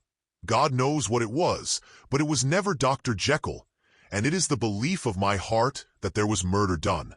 Poole, replied the lawyer, if you say that, it will become my duty to make certain. Much as I desire to spare your master's feelings, much as I am puzzled by this note which seems to prove him to be still alive, I shall consider it my duty to break in that door. Ah, Mr. Utterson, that's talking, cried the butler. And now comes the second question, resumed Utterson. Who is going to do it? Why, you and me, sir, was the undaunted reply. That's very well said, returned the lawyer. And whatever comes of it, I shall make it my business to see you are no loser. There is an axe in the theater, continued Poole, and you might take the kitchen poker for yourself. The lawyer took that rude but weighty instrument into his hand and balanced it. Do you know, Poole, he said, looking up, that you and I are about to place ourselves in a position of some peril? You may say so, sir, indeed, returned the butler. It is well, then, that we should be frank, said the other. We both think more than we have said. Let us make a clean breast. This masked figure that you saw, did you recognize it? Well, sir, it went so quick, and the creature was so doubled up, that I could hardly swear to that, was the answer. But if you mean, was it Mr. Hyde? Why, yes, I think it was. You see, it was much of the same bigness, and it had the same quick, light way with it. And then who else could have got in by the laboratory door? You have not forgot, sir, that at the time of the murder he had still the key with him? But that's not all. I don't know, Mr. Utterson, if you ever met this Mr. Hyde? Yes, said the lawyer. I once spoke with him. Then you must know as well as the rest of us that there was something queer about that gentleman, something that gave a man a turn. I don't know rightly how to say it, sir, beyond this, that you felt in your marrow kind of cold and thin. I own I felt something of what you describe, said Mr. Utterson. Quite so, sir, returned Poole. Well, when that masked thing like a monkey jumped from among the chemicals and whipped into the cabinet, it went down my spine like ice. Oh, I know it's not evidence, Mr. Utterson. I'm book-learned enough for that. But a man has his feelings, and I give you my Bible word it was Mr. Hyde. Aye, said the lawyer. My fears incline to the same point. Evil, I fear, founded. Evil was sure to come of that connection. I believe you. I believe poor Harry is killed, and I believe his murderer, for what purpose, God alone can tell, is still lurking in his victim's room. Well, let our name be vengeance. Call Bradshaw. The footman came at the summons, very white and nervous. Pull yourself together, Bradshaw, said the lawyer. This suspense, I know, is telling upon all of you, but it is now our intention to make an end of it. Poole, here, and I are going to force our way into the cabinet. If all is well, my shoulders are broad enough to bear the blame. Meanwhile, lest anything should really be amiss, or any malefactor seek to escape by the back, you and the boy must go round the corner with a pair of good sticks and take your post at the laboratory door. We give you 10 minutes to get to your stations. As Bradshaw left, the lawyer looked at his watch. And now, Poole, let us get to ours, he said, and taking the poker under his arm, led the way into the yard. The scud had banked over the moon, and it was now quite dark. The wind, which only broke in puffs and drafts into that deep well of building, tossed the light of the candle to and fro about their steps, until they came into the shelter of the theater, where they sat down silently to wait. London hummed solemnly all around, but nearer at hand, the stillness was only broken by the sounds of a footfall moving to and fro along the cabinet floor. "So it will walk all day, sir," whispered Poole. "Aye, and the better part of the night. Only when a new sample comes from the chemist, there's a bit of a break. Ah, it's an ill conscience that's such an enemy to rest. Ah, sir, there's blood foully shed in every step of it. But hark again, a little closer. Put your heart in your ears, Mr. Utterson, and tell me, is that the doctor's foot?" The steps fell lightly and oddly, with a certain swing, for all they went so slowly. It was different indeed from the heavy creaking tread of Henry Jekyll. Utterson sighed. "Is there never anything else?" he asked. Poole nodded. "Once," he said. "Once I heard it weeping." "Weeping? How that?" said the lawyer, conscious of a sudden chill of horror. "Weeping like a woman or a lost soul," said the butler. "I came away with that upon my heart, that I could have wept too. But now the 10 minutes drew to an end." Poole disinterred the axe from under a stack of packing straw. The candle was set upon the nearest table to light them to the attack, and they drew near with bated breath to where that patient foot was still going up and down, in the quiet of the night. "Jekyll," cried Utterson with a loud voice, "I demand to see you." He paused a moment, but there came no reply. "I give you fair warning. Our suspicions are aroused, and I must and shall see you," he resumed. "If not by fair means, then by foul. If not of your consent, then by brute force." "Utterson," said the voice, "for God's sake, have mercy." "Ah, that's not Jekyll's voice, it's Hyde's," cried Utterson. "Down with the door, Poole." Poole swung the axe over his shoulder. The blow shook the building, and the red baize door leaped against the lock and hinges. A dismal screech, as of mere animal terror, rang from the cabinet. Up went the axe again, and again the panels crashed and the frame bounded. For times the blow fell, but the wood was tough and the fittings were of excellent workmanship, and it was not until the fifth that the lock burst and the wreck of the door fell inwards on the carpet. The besiegers, appalled by their own riot and the stillness that had succeeded, stood back a little and peered in. There lay the cabinet before their eyes in the quiet lamplight, a good fire glowing and chattering on the hearth, the kettle singing its thin strain, a drawer or two open, papers neatly set forth on the business table, and nearer the fire, the things laid out for tea. The quietest room, you would have said, and, but for the glazed presses full of chemicals, the most commonplace that night in London. Right in the middle there lay the body of a man sorely contorted and still twitching. They drew near on tiptoe, turned it on its back, and beheld the face of Edward Hyde. He was dressed in clothes far too large for him, clothes of the doctor's bigness. The cords of his face still moved with a semblance of life, but life was quite gone. And by the crushed phial in the hand and the strong smell of kernels that hung upon the air, Utterson knew that he was looking on the body of a self-destroyer. "We have come too late," he said sternly, "whether to save or punish. Hyde is gone to his account, and it only remains for us to find the body of your master." The far greater proportion of the building was occupied by the theater, which filled almost the whole ground story and was lighted from above, and by the cabinet, which formed an upper story at one end and looked upon the court. A corridor joined the theater to the door on the by-street, and with this the cabinet communicated separately by a second flight of stairs. There were besides a few dark closets and a spacious cellar. All these they now thoroughly examined. Each closet needed but a glance, for all were empty, and all, by the dust that fell from their doors, had stood long unopened. The cellar, indeed, was filled with crazy lumber, mostly dating from the times of the surgeon who was Jekyll's predecessor.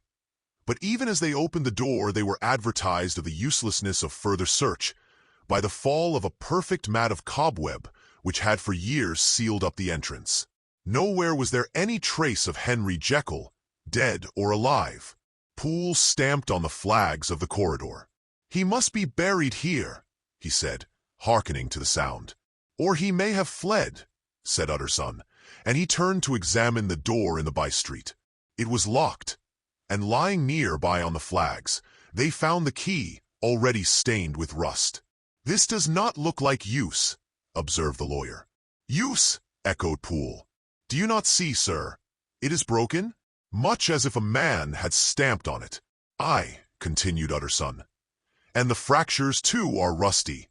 The two men looked at each other with a scare. "This is beyond me, Poole," said the lawyer. "Let us go back to the cabinet." They mounted the stair in silence, and still with an occasional awestruck glance at the dead body, proceeded more thoroughly to examine the contents of the cabinet.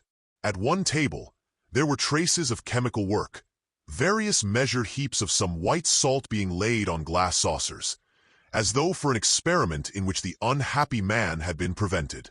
"That is the same drug that I was always bringing him," said Poole, and even as he spoke, the kettle with a startling noise boiled over.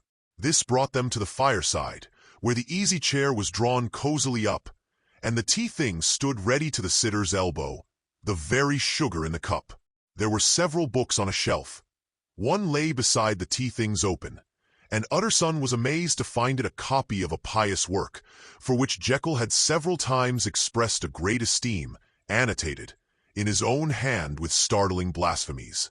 Next, in the course of their review of the chamber, the searchers came to the cheval glass, into whose depths they looked with an involuntary horror. But it was so turned as to show them nothing but the rosy glow playing on the roof, the fire sparkling in 100 repetitions along the glazed front of the presses, and their own pale and fearful countenances stooping to look in. "This glass has seen some strange things, sir," whispered Poole. "And surely none stranger than itself," echoed the lawyer in the same tones. "For what did Jekyll—" He caught himself up at the word with a start, and then conquering the weakness, "What could Jekyll want with it?" he said. "You may say that," said Poole. Next they turned to the business table. On the desk, among the neat array of papers, a large envelope was uppermost and bore, in the doctor's hand, the name of Mr. Utterson. The lawyer unsealed it, and several enclosures fell to the floor. The first was a will, drawn in the same eccentric terms as the one which he had returned 6 months before, to serve as a testament in case of death, and as a deed of gift in case of disappearance. But in place of the name of Edward Hyde, the lawyer, with indescribable amazement, read the name of Gabriel John Utterson. He looked at Poole, and then back at the paper, and last of all at the dead malefactor stretched upon the carpet. "My head goes round," he said. "He has been all these days in possession. He had no cause to like me. He must have raged to see himself displaced, and he has not destroyed this document." He caught up the next paper. It was a brief note in the doctor's hand and dated at the top. "Oh, Poole," the lawyer cried. "He was alive and here this day. He cannot have been disposed of in so short a space. He must be still alive. He must have fled. And then, why fled? And how? And in that case, can we venture to declare this suicide? Oh, we must be careful. I foresee that we may yet involve your master in some dire catastrophe." "Why don't you read it, sir?" asked Poole. "Because I fear," replied the lawyer solemnly. "God grant I have no cause for it." And with that he brought the paper to his eyes and read as follows. "My dear Utterson, when this shall fall into your hands, I shall have disappeared, under what circumstances I have not the penetration to foresee. But my instinct and all the circumstances of my nameless situation tell me that the end is sure and must be early. Go then, and first read the narrative which Lanyon warned me he was to place in your hands. And if you care to hear more, turn to the confession of your unworthy and unhappy friend, Henry Jekyll." "There was a third enclosure?" asked Utterson. "Here, sir," said Poole, and gave into his hands a considerable packet sealed in several places. The lawyer put it in his pocket. "I would say nothing of this paper. If your master has fled or is dead, we may at least save his credit. It is now 10. I must go home and read these documents in quiet, but I shall be back before midnight, when we shall send for the police." They went out, locking the door of the theater behind them, and Utterson, Once more leaving the servants gathered about the fire in the hall, trudged back to his office to read the two narratives in which this mystery was now to be explained. Chapter 9. Dr. Lanyon's Narrative. On the 9th of January, now 4 days ago, I received by the evening delivery a registered envelope, addressed in the hand of my colleague and old-school companion, Henry Jekyll. I was a good deal surprised by this, for we were by no means in the habit of correspondence. I had seen the man, dined with him, indeed, the night before, and I could imagine nothing in our intercourse that should justify formality of registration. The contents increased my wonder, for this is how the letter ran.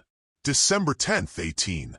Dear Lanyon, you are one of my oldest friends, and although we may have differed at times on scientific questions, I cannot remember, at least on my side, any break in our affection. There was never a day when, if you had said to me, Jekyll, my life, my honor, my reason, depend upon you, I would not have sacrificed my left hand to help you. Lanyon, my life, my honor, my reason, are all at your mercy. If you fail me tonight, I am lost. You might suppose, after this preface, that I am going to ask you for something dishonorable to grant. Judge for yourself. I want you to postpone all other engagements for tonight.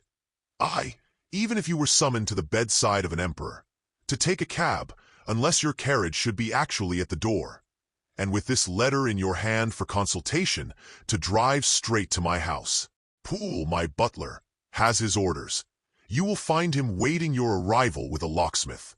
The door of my cabinet is then to be forced, and you are to go in alone, to open the glazed press letter E on the left hand, breaking the lock if it be shut, and to draw out, with all its contents as they stand, the fourth drawer from the top or, which is the same thing, the third from the bottom.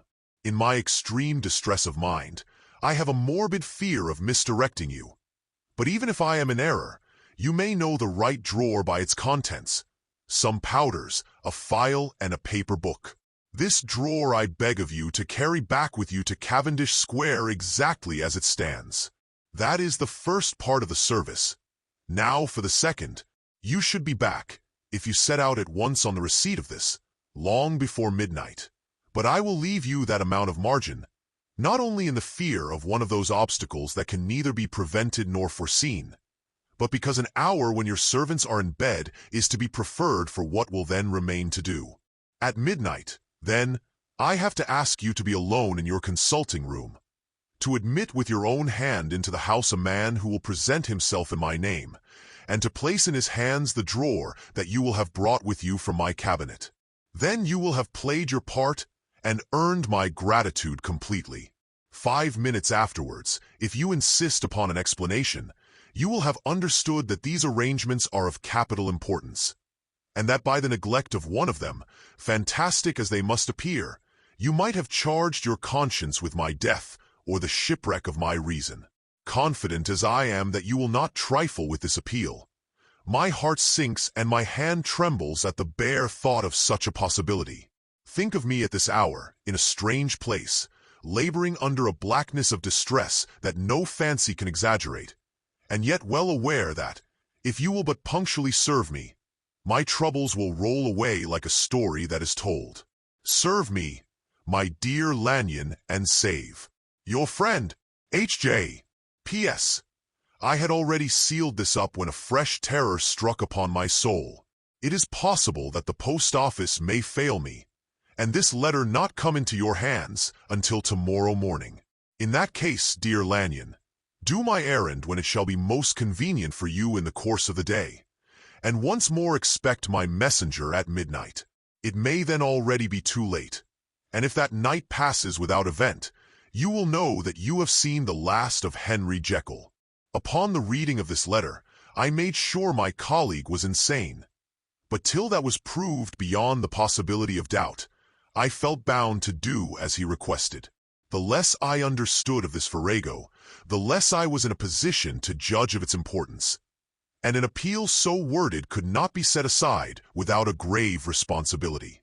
I rose accordingly from table, got into a hansom, and drove straight to Jekyll's house.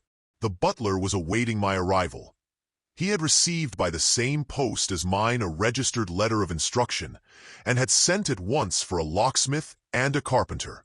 The tradesmen came while we were yet speaking, and we moved in a body to old Dr. Denman's surgical theatre, from which, as you are doubtless aware, Jekyll's private cabinet is most conveniently entered. The door was very strong, the lock excellent. The carpenter avowed he would have great trouble and have to do much damage, if force were to be used, and the locksmith was near despair. But this last was a handy fellow, and after 2 hours' work, the door stood open. The press marked E was unlocked, and I took out the drawer, had it filled up with straw and tied in a sheet, and returned with it to Cavendish Square. Here I proceeded to examine its contents. The powders were neatly enough made up, but not with the nicety of the dispensing chemist, so that it was plain they were of Jekyll's private manufacture. And when I opened one of the wrappers, I found what seemed to me a simple crystalline salt of a white color. The phial, to which I next turned my attention, might have been about half full of a blood-red liquor, which was highly pungent to the sense of smell, and seemed to me to contain phosphorus and some volatile ether. At the other ingredients, I could make no guess. The book was an ordinary version book, and contained little but a series of dates. These covered a period of many years, but I observed that the entries ceased nearly a year ago and quite abruptly. Here and there a brief remark was appended to a date, usually no more than a single word. Double, occurring perhaps 6 times in a total of several hundred entries, and once very early in the list and followed by several marks of exclamation. Total failure! All this, though it whetted my curiosity, told me little that was definite. Here were a phial of some salt, and the record of a series of experiments that had led, like too many of Jekyll's investigations, to no end of practical usefulness. How could the presence of these articles in my house affect either the honor, the sanity, or the life of my flighty colleague? If his messenger could go to one place, why could he not go to another? And even granting some impediment, why was this gentleman to be received by me in secret? The more I reflected, the more convinced I grew that I was dealing with a case of cerebral disease. And though I dismissed my servants to bed, I loaded an old revolver, that I might be found in some posture of self-defense. 12 o'clock had scarce rung out over London, ere the knocker sounded very gently on the door. I went myself at the summons, and found a small man crouching against the pillars of the portico. "Are you come from Dr. Jekyll?" I asked. He told me yes by a constrained gesture, and when I had bidden him enter, he did not obey me without a searching backward glance into the darkness of the square. There was a policeman not far off, advancing with his bull's eye open, and at the sight, I thought my visitor started and made greater haste. These particulars struck me, I confess, disagreeably, and as I followed him into the bright light of the consulting room, I kept my hand ready on my weapon. Here, at last, I had a chance of clearly seeing him. I had never set eyes on him before, so much was certain. He was small, as I have said. I was struck besides with the shocking expression of his face, with his remarkable combination of great muscular activity and great apparent ability of constitution, and last but not least, with the odd, subjective disturbance caused by his neighborhood. This bore some resemblance to incipient rigor, and was accompanied by a marked sinking of the pulse. At the time, I set it down to some idiosyncratic, personal distaste, and merely wondered at the acuteness of the symptoms. But I have since had reason to believe the cause to lie much deeper in the nature of man, and to turn on some nobler hinge than the principle of hatred. This person, who had thus, from the first moment of his entrance, struck in me what I can only describe as a disgustful curiosity, was dressed in a fashion that would have made an ordinary person laughable. His clothes, that is to say, although they were of rich and sober fabric, were enormously too large for him in every measurement.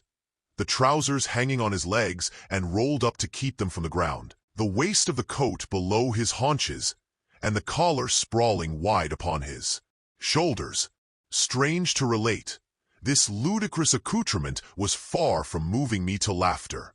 Rather, as there was something abnormal and misbegotten in the very essence of the creature that now faced me, something seizing, surprising, and revolting. This fresh disparity seemed but to fit in with and to reinforce it, so that to my interest in the man's nature and character, there was added a curiosity as to his origin, his life, his fortune, and status in the world. These observations, though they have taken so great a space to be set down in, were yet the work of a few seconds. My visitor was, indeed, on fire with somber excitement. "Have you got it?" he cried. "Have you got it?" And so lively was his impatience that he even laid his hand upon my arm and sought to shake me. I put him back, conscious at his touch of a certain icy pang along my blood. "Come, sir," said I. "You forget that I have not yet the pleasure of your acquaintance. Be seated, if you please." And I showed him an example, and sat down myself in my customary seat, and with as fair an imitation of my ordinary manner to a patient, as the lateness of the hour, the nature of my preoccupations, and the horror I had of my visitor, would suffer me to muster. "I beg your pardon, Dr. Lanyon," he replied civilly enough. "What you say is very well founded, and my impatience has shown its heels to my politeness. I come here at the instance of your colleague, Dr. Henry Jekyll, on a piece of business of some moment, and I understood—" He paused and put his hand to his throat, and I could see, in spite of his collected manner, that he was wrestling against the approaches of the hysteria. I understood a drawer, but here I took pity on my visitor's suspense, and some perhaps on my own growing curiosity. "There it is, sir," said I, pointing to the drawer, where it lay on the floor behind a table and still covered with the sheet. He sprang to it, and then paused and laid his hand upon his heart. I could hear his teeth grate with the convulsive action of his jaws, and his face was so ghastly to see that I grew alarmed both for his life and reason. "Compose yourself," said I. He turned a dreadful smile to me, and as if with the decision of despair, plucked away the sheet. At sight of the contents, he uttered one loud sob of such immense relief that I sat petrified. And the next moment, in a voice that was already fairly well under control, "Have you a graduated glass?" he asked.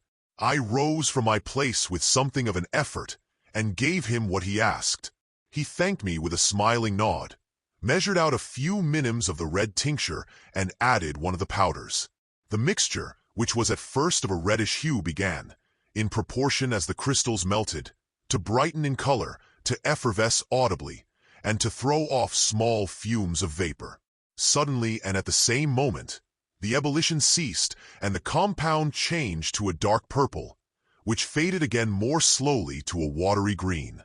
My visitor, who had watched these metamorphoses with a keen eye, smiled, set down the glass upon the table, and then turned and looked upon me with an air of scrutiny. "And now," said he, "to settle what remains. Will you be wise? Will you be guided? Will you suffer me to take this glass in my hand, and to go forth from your house without further parley? Or has the greed of curiosity too much command of you? Think before you answer, for it shall be done as you decide. As you decide, you shall be left as you were before, and neither richer nor wiser, unless the sense of service rendered to a man in mortal distress may be counted as a kind of riches of the soul.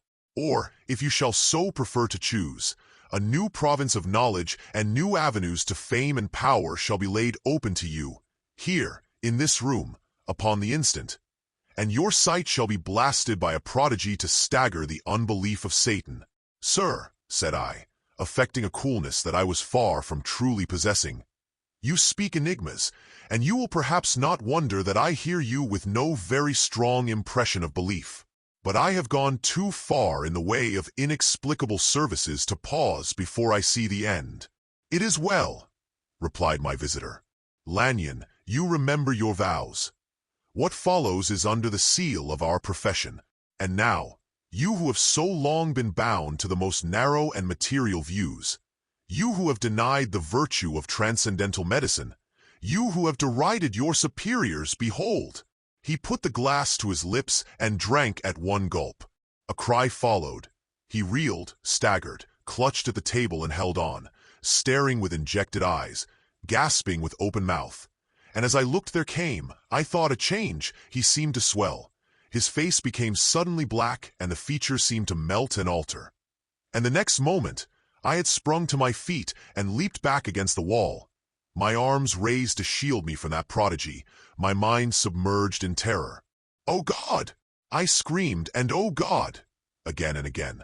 For there before my eyes, pale and shaken and half fainting and groping before him with his hands, like a man restored from death, there stood Henry Jekyll. What he told me in the next hour, I cannot bring my mind to set on paper.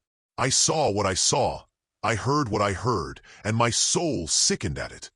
And yet now, when that sight has faded from my eyes, I ask myself if I believe it, and I cannot answer.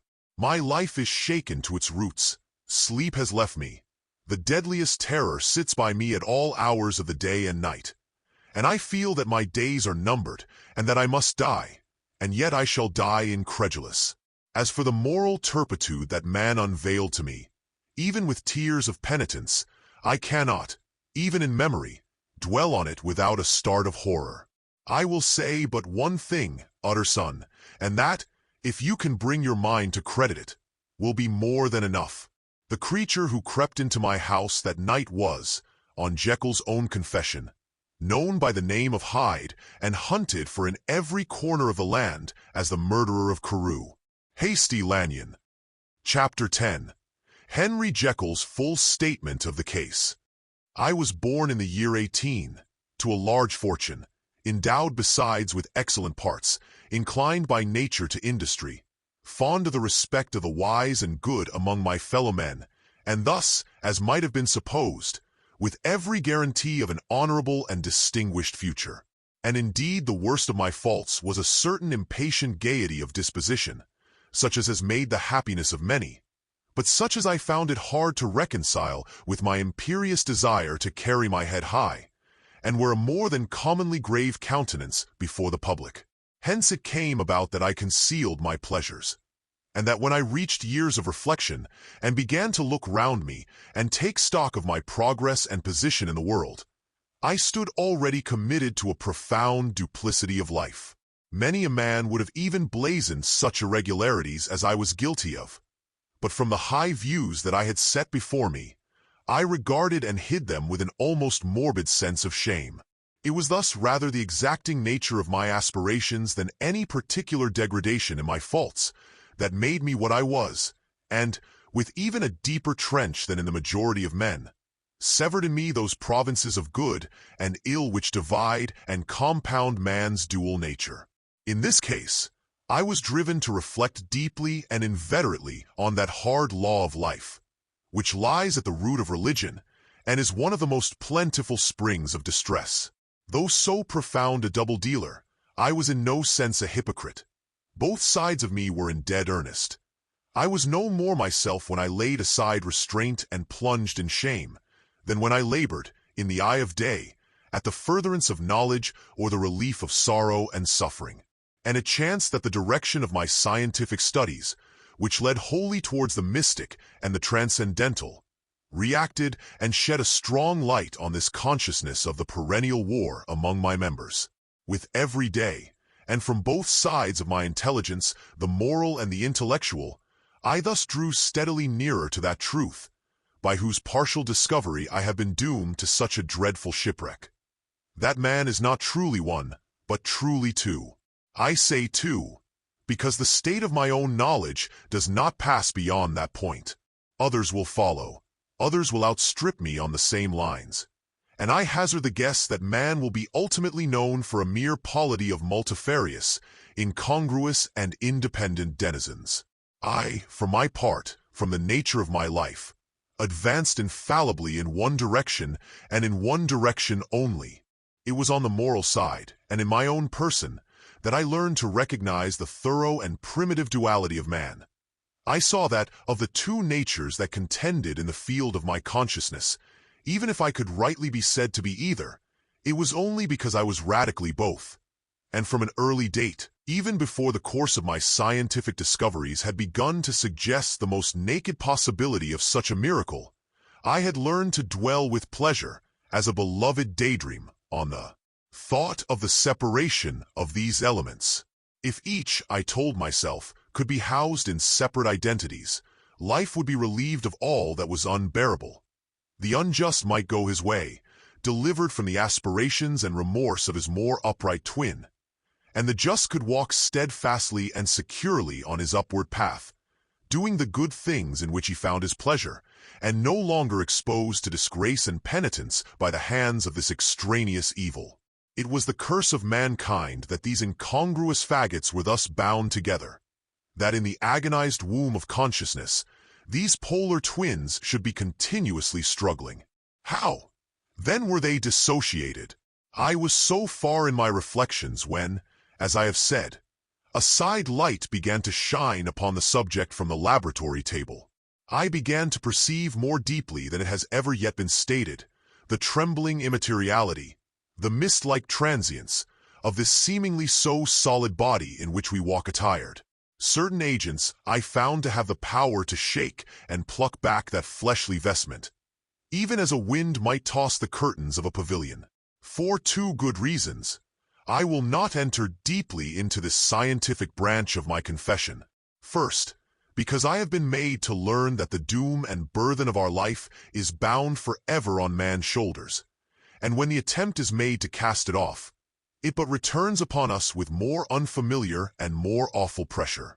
Second, because, as my narrative will make, alas, too evident, my discoveries were incomplete.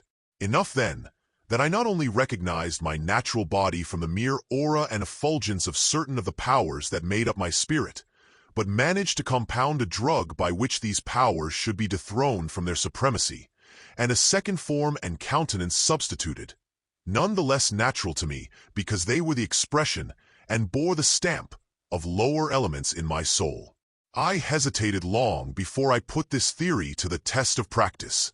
I knew well that I risked death, for any drug that so potently controlled and shook the very fortress of identity might, by the least scruple of an overdose or at the least inopportunity in the moment of exhibition, utterly blot out that immaterial tabernacle which I looked to it to change. But the temptation of a discovery so singular and profound at last overcame the suggestions of alarm. I had long since prepared my tincture. I purchased at once, from a firm of wholesale chemists, a large quantity of a particular salt which I knew, from my experiments, to be the last ingredient required, and late one accursed night, I compounded the elements, watched them boil and smoke together in the glass, and when the ebullition had subsided, with a strong glow of courage, drank off the potion. The most racking pangs succeeded, a grinding in the bones, deadly nausea, and a horror of the spirit that cannot be exceeded at the hour of birth or death. Then these agonies began swiftly to subside, and I came to myself as if out of a great sickness. There was something strange in my sensations, something indescribably new and, from its very novelty, incredibly sweet. I felt younger, lighter, happier in body. Within I was conscious of a heady recklessness, a current of disordered sensual images running like a mill race in my fancy, a solution of the bonds of obligation, an unknown but not an innocent freedom of the soul. I knew myself, at the first breath of this new life, to be more wicked, tenfold more wicked, sold a slave to my original evil. And the thought, in that moment, braced and delighted me like wine.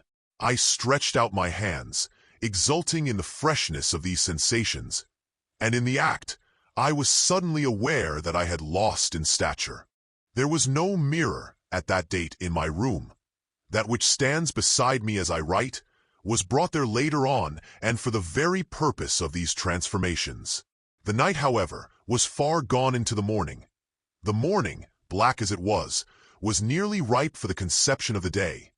The inmates of my house were locked in the most rigorous hours of slumber, and I determined, flushed as I was with hope and triumph, to venture in my new shape as far as to my bedroom.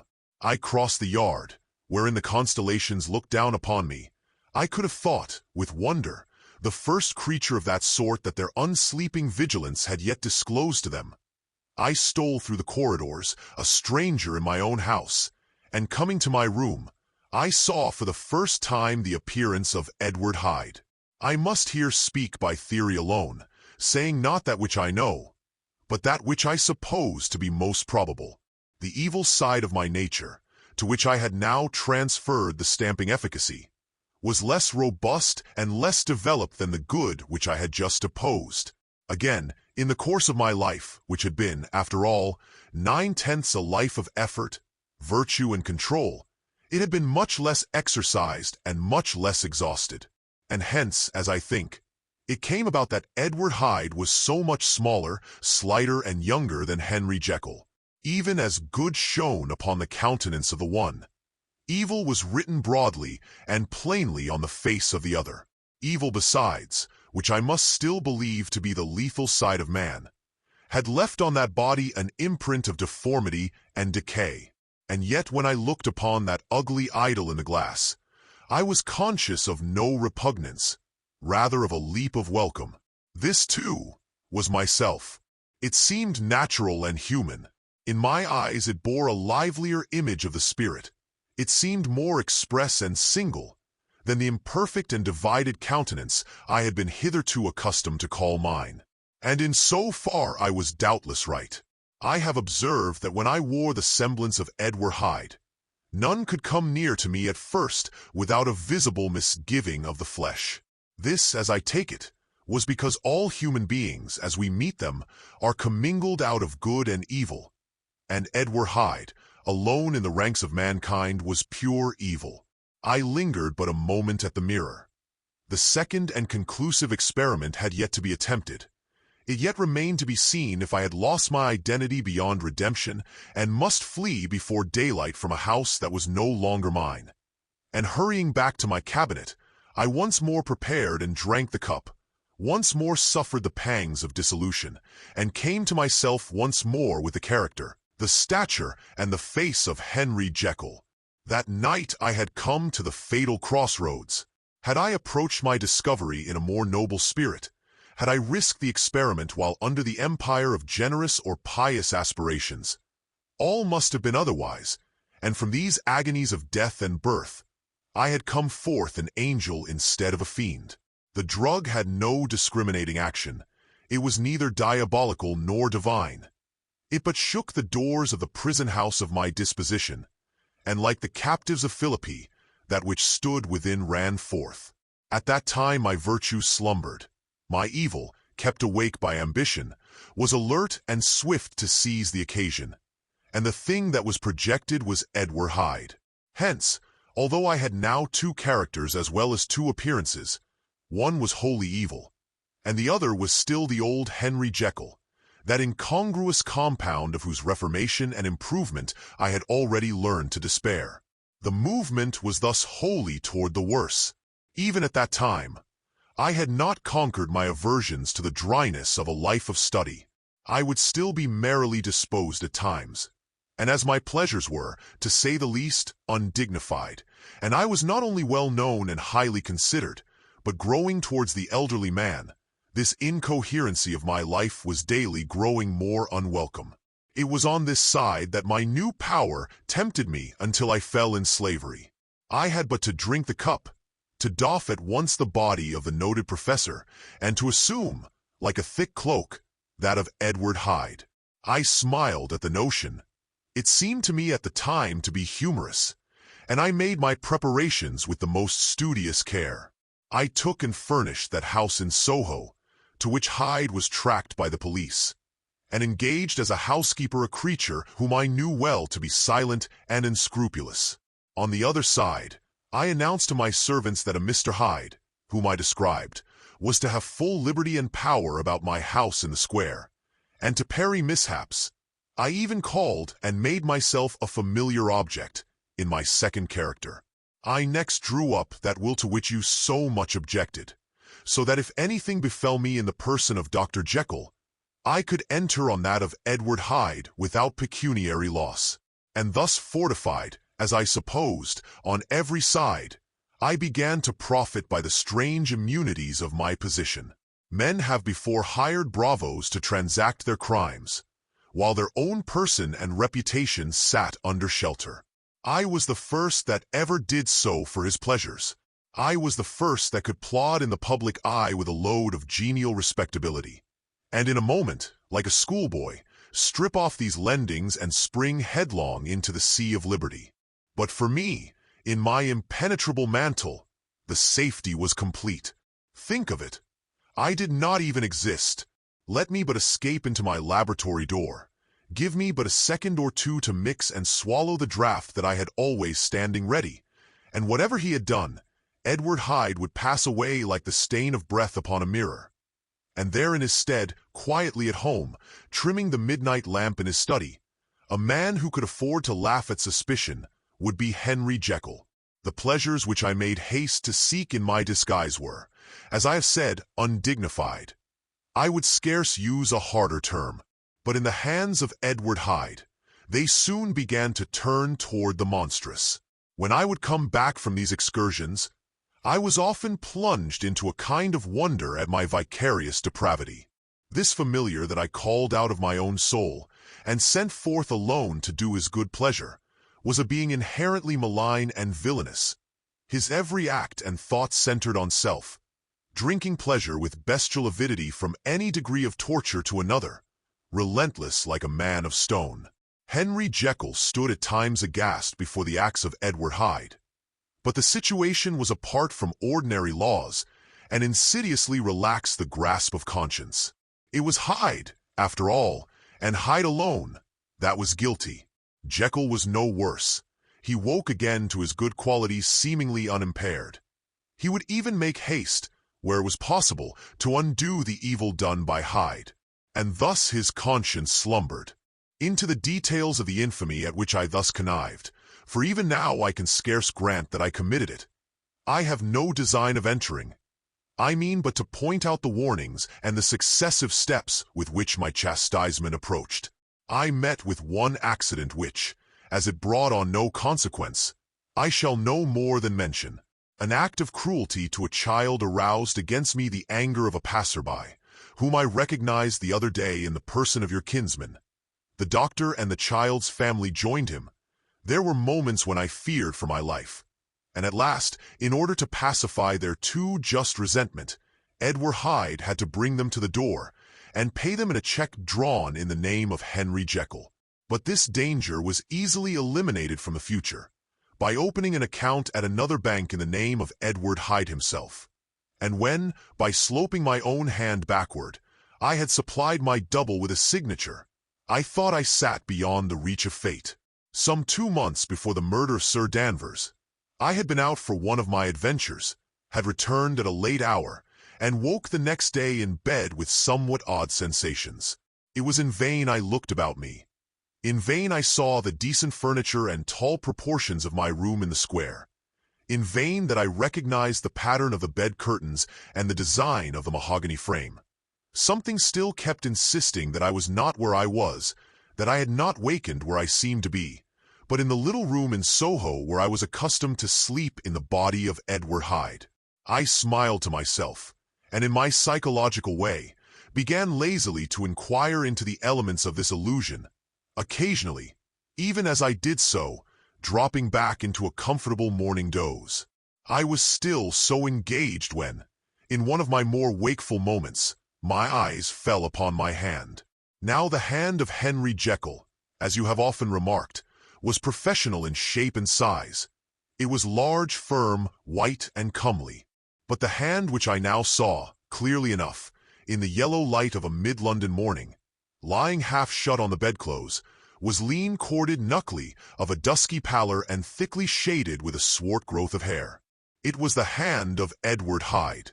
I must have stared upon it for near half a minute, sunk as I was in the mere stupidity of wonder, before terror woke up in my breast as sudden and startling as the crash of cymbals, and bounding from my bed I rushed to the mirror. At the sight that met my eyes, my blood was changed into something exquisitely thin and icy. Yes, I had gone to bed Henry Jekyll. I had awakened Edward Hyde. How was this to be explained? I asked myself, and then, with another bound of terror, how was it to be remedied? It was well on in the morning. The servants were up. All my drugs were in the cabinet. A long journey down 2 pairs of stairs through the back passage, across the open court and through the anatomical theater, from where I was then standing horror-struck. It might indeed be possible to cover my face. But of what use was that, when I was unable to conceal the alteration in my stature? And then, with an overpowering sweetness of relief, it came back upon my mind that the servants were already used to the coming and going of my second self. I had soon dressed, as well as I was able, in clothes of my own size, had soon passed through the house, where Bradshaw stared and drew back at seeing Mr. Hyde at such an hour and in such a strange array.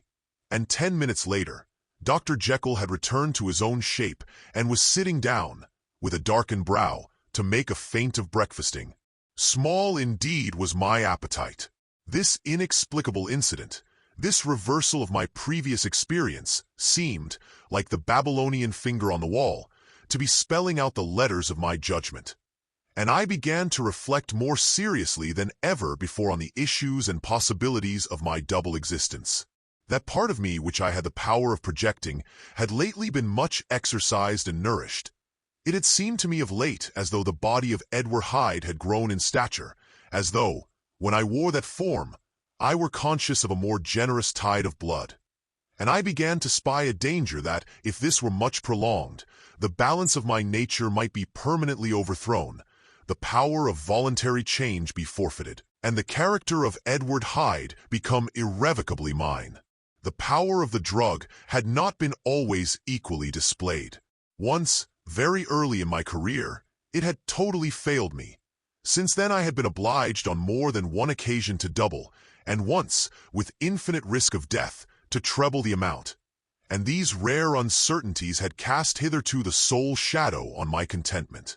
Now, however, and in the light of that morning's accident, I was led to remark that whereas, in the beginning, the difficulty had been to throw off the body of Jekyll, it had of late gradually but decidedly transferred itself to the other side. All things therefore seemed to point to this, that I was slowly losing hold of my original and better self, and becoming slowly incorporated with my second and worse. Between these two, I now felt I had to choose. My two natures had memory in common, but all other faculties were most unequally shared between them. Jekyll, who was composite, now with the most sensitive apprehensions, now with a greedy gusto, projected and shared in the pleasures and adventures of Hyde. But Hyde was indifferent to Jekyll, or but remembered him as the mountain bandit remembers the cavern in which he conceals himself from pursuit.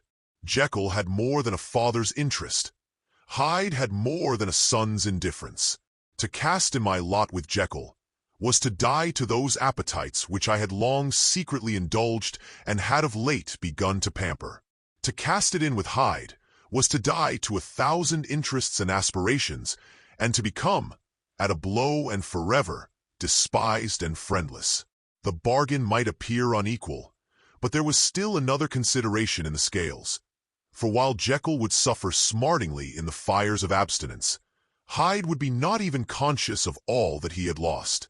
Strange as my circumstances were, the terms of this debate are as old and commonplace as man.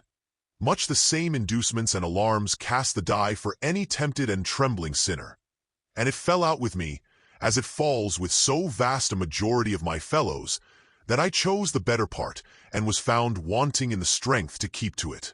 Yes, I preferred the elderly and discontented doctor, surrounded by friends and cherishing honest hopes, and bade a resolute farewell to the liberty, the comparative youth, the light step, leaping impulses and secret pleasures that I had enjoyed in the disguise of Hyde.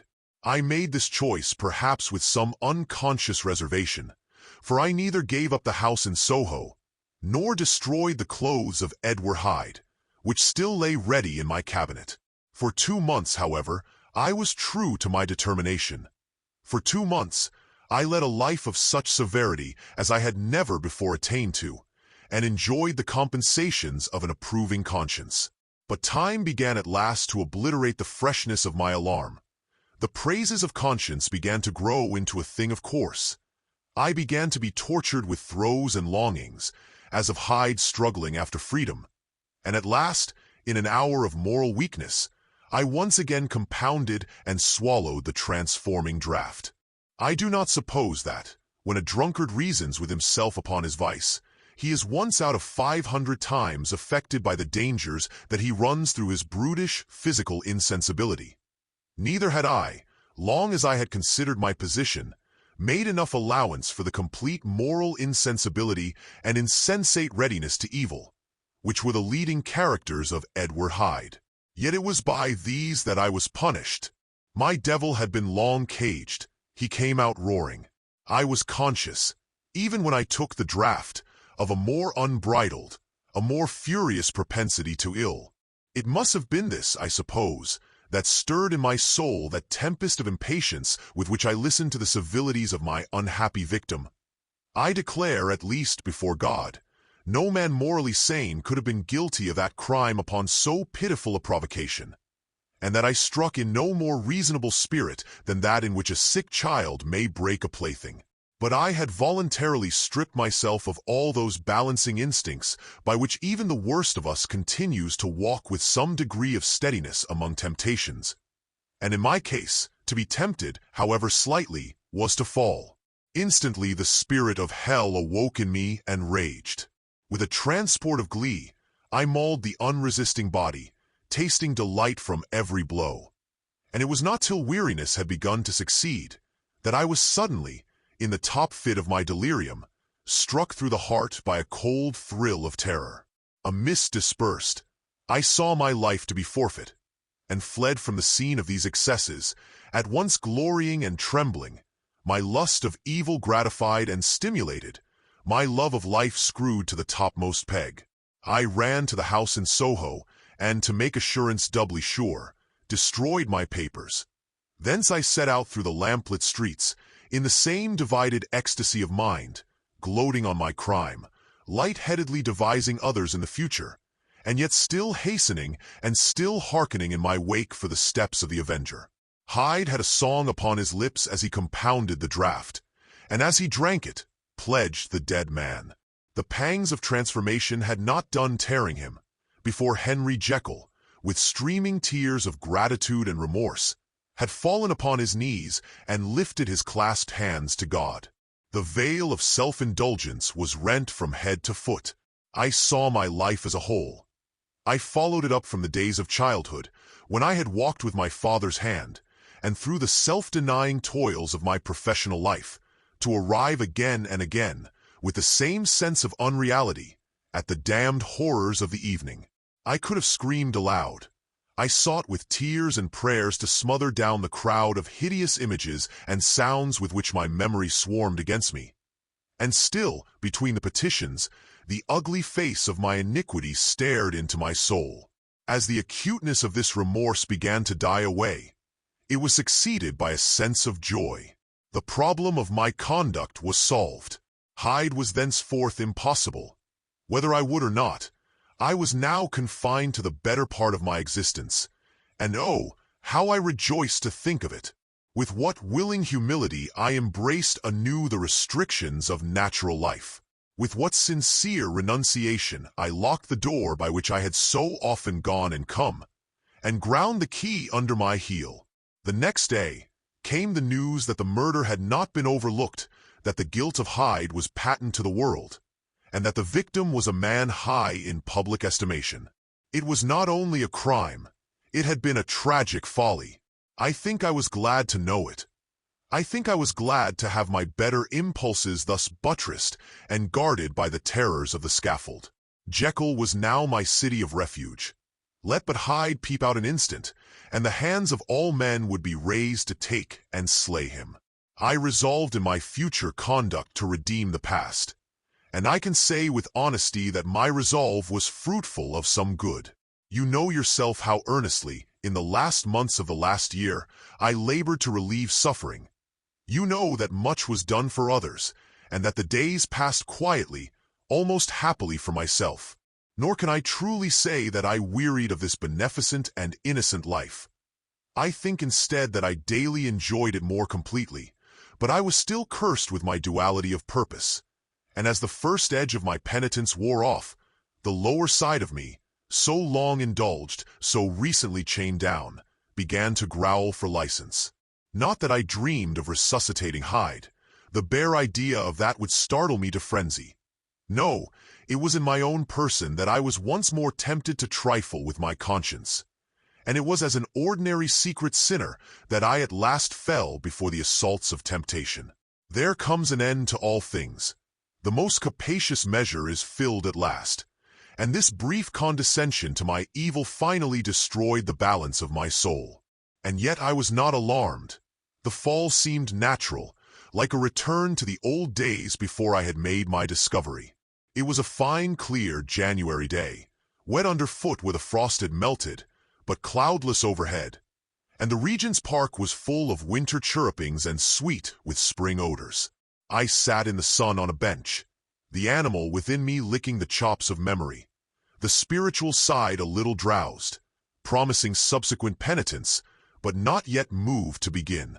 After all, I reflected, I was like my neighbors, and then I smiled, comparing myself with other men, comparing my active goodwill with the lazy cruelty of their neglect.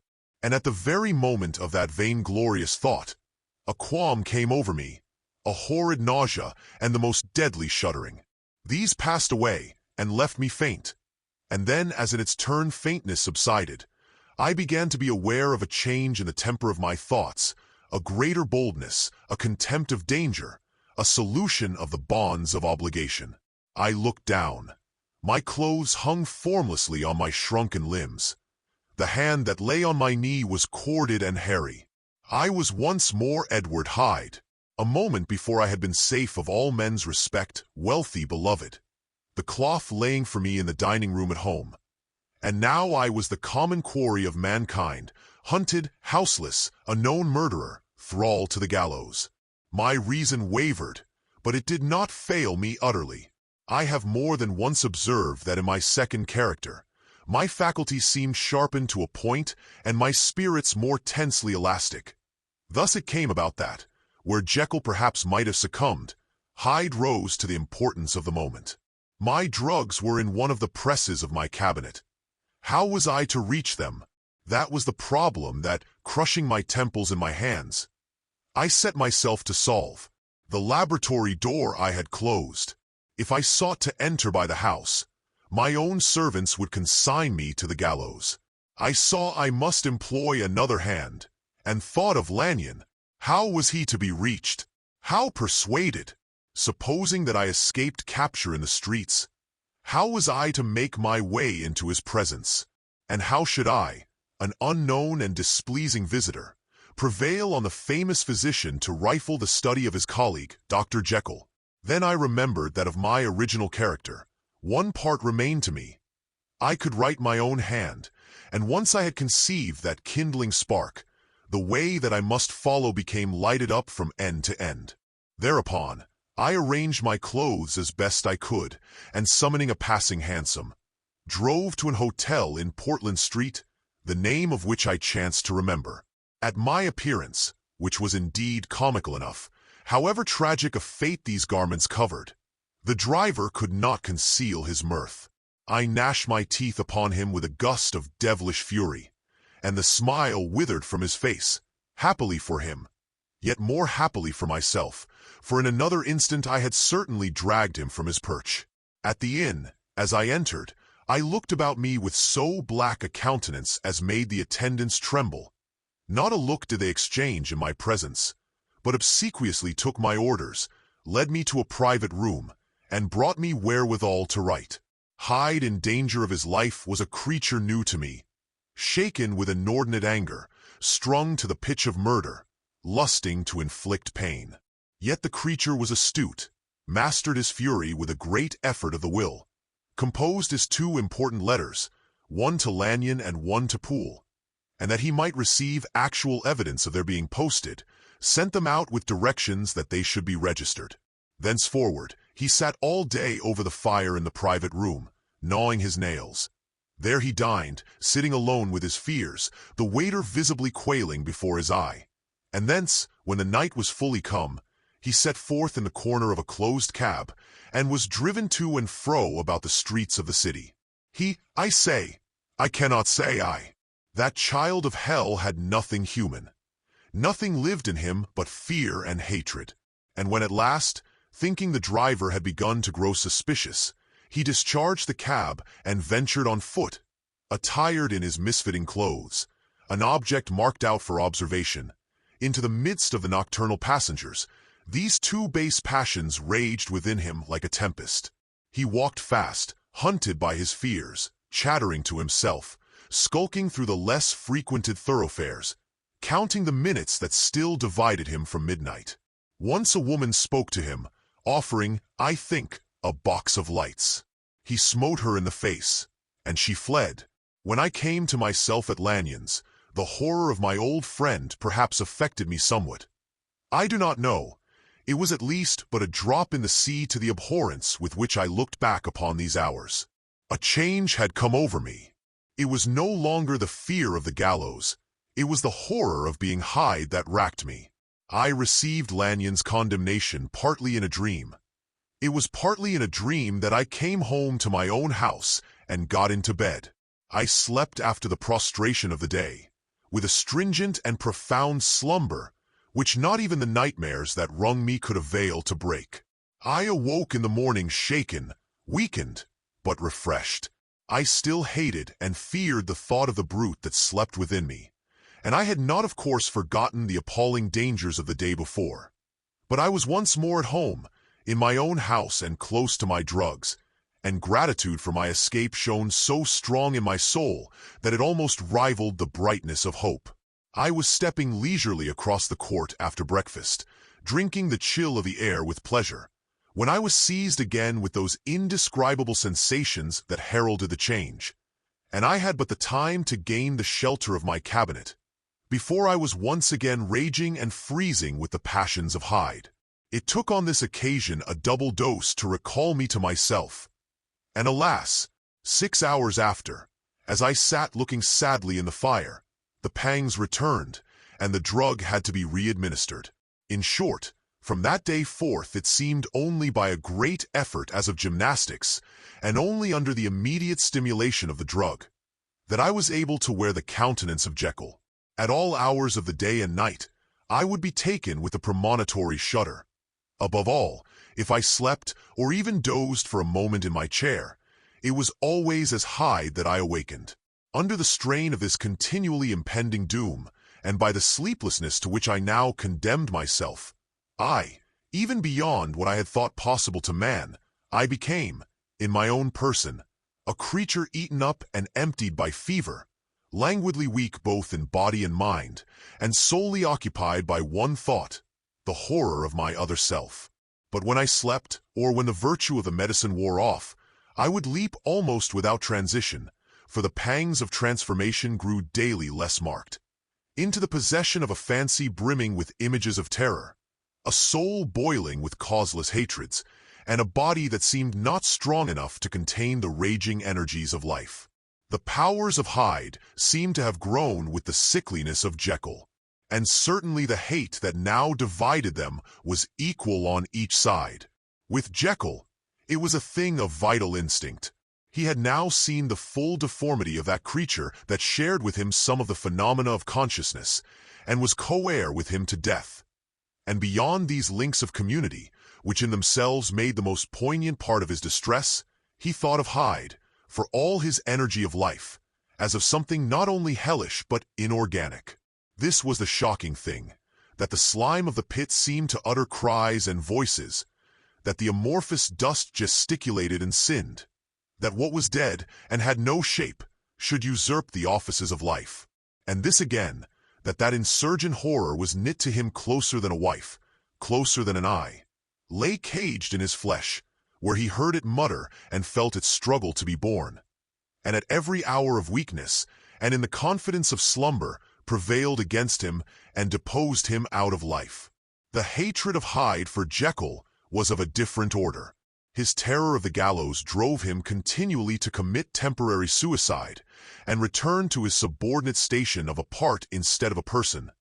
But he loathed the necessity, He loathed the despondency into which Jekyll was now fallen, and he resented the dislike with which he was himself regarded. Hence the ape-like tricks that he would play me, scrawling in my own hand blasphemies on the pages of my books, burning the letters and destroying the portrait of my father. And indeed, had it not been for his fear of death, he would long ago have ruined himself in order to involve me in the ruin. But his love of life is wonderful. I go further.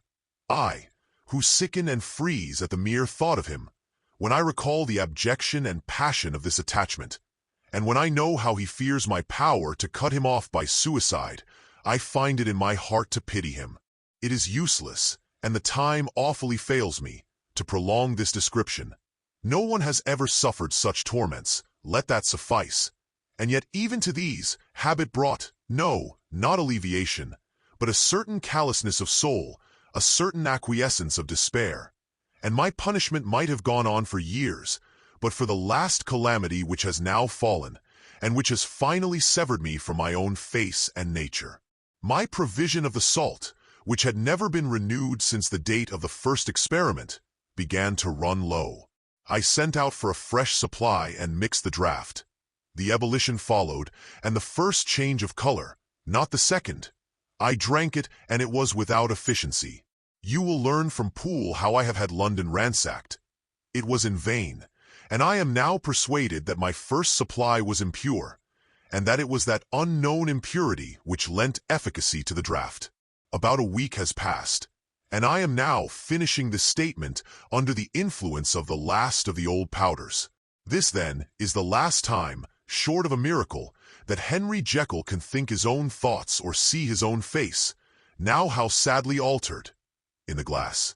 Nor must I delay too long to bring my writing to an end, for if my narrative has hitherto escaped destruction, it has been by a combination of great prudence and great good luck. Should the throes of change take me in the act of writing it, Hyde will tear it in pieces. But if some time shall have elapsed after I have laid it by, his wonderful selfishness and circumscription to the moment will probably save it once again from the action of his ape-like spite.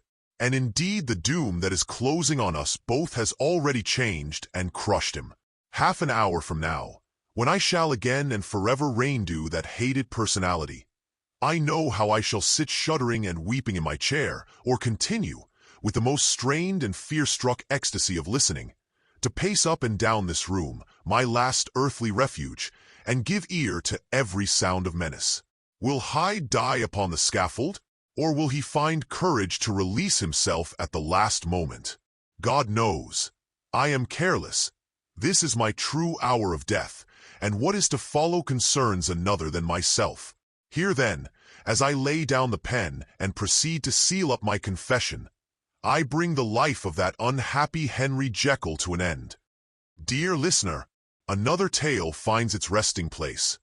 A world built from sound, breath, and boundless imagination.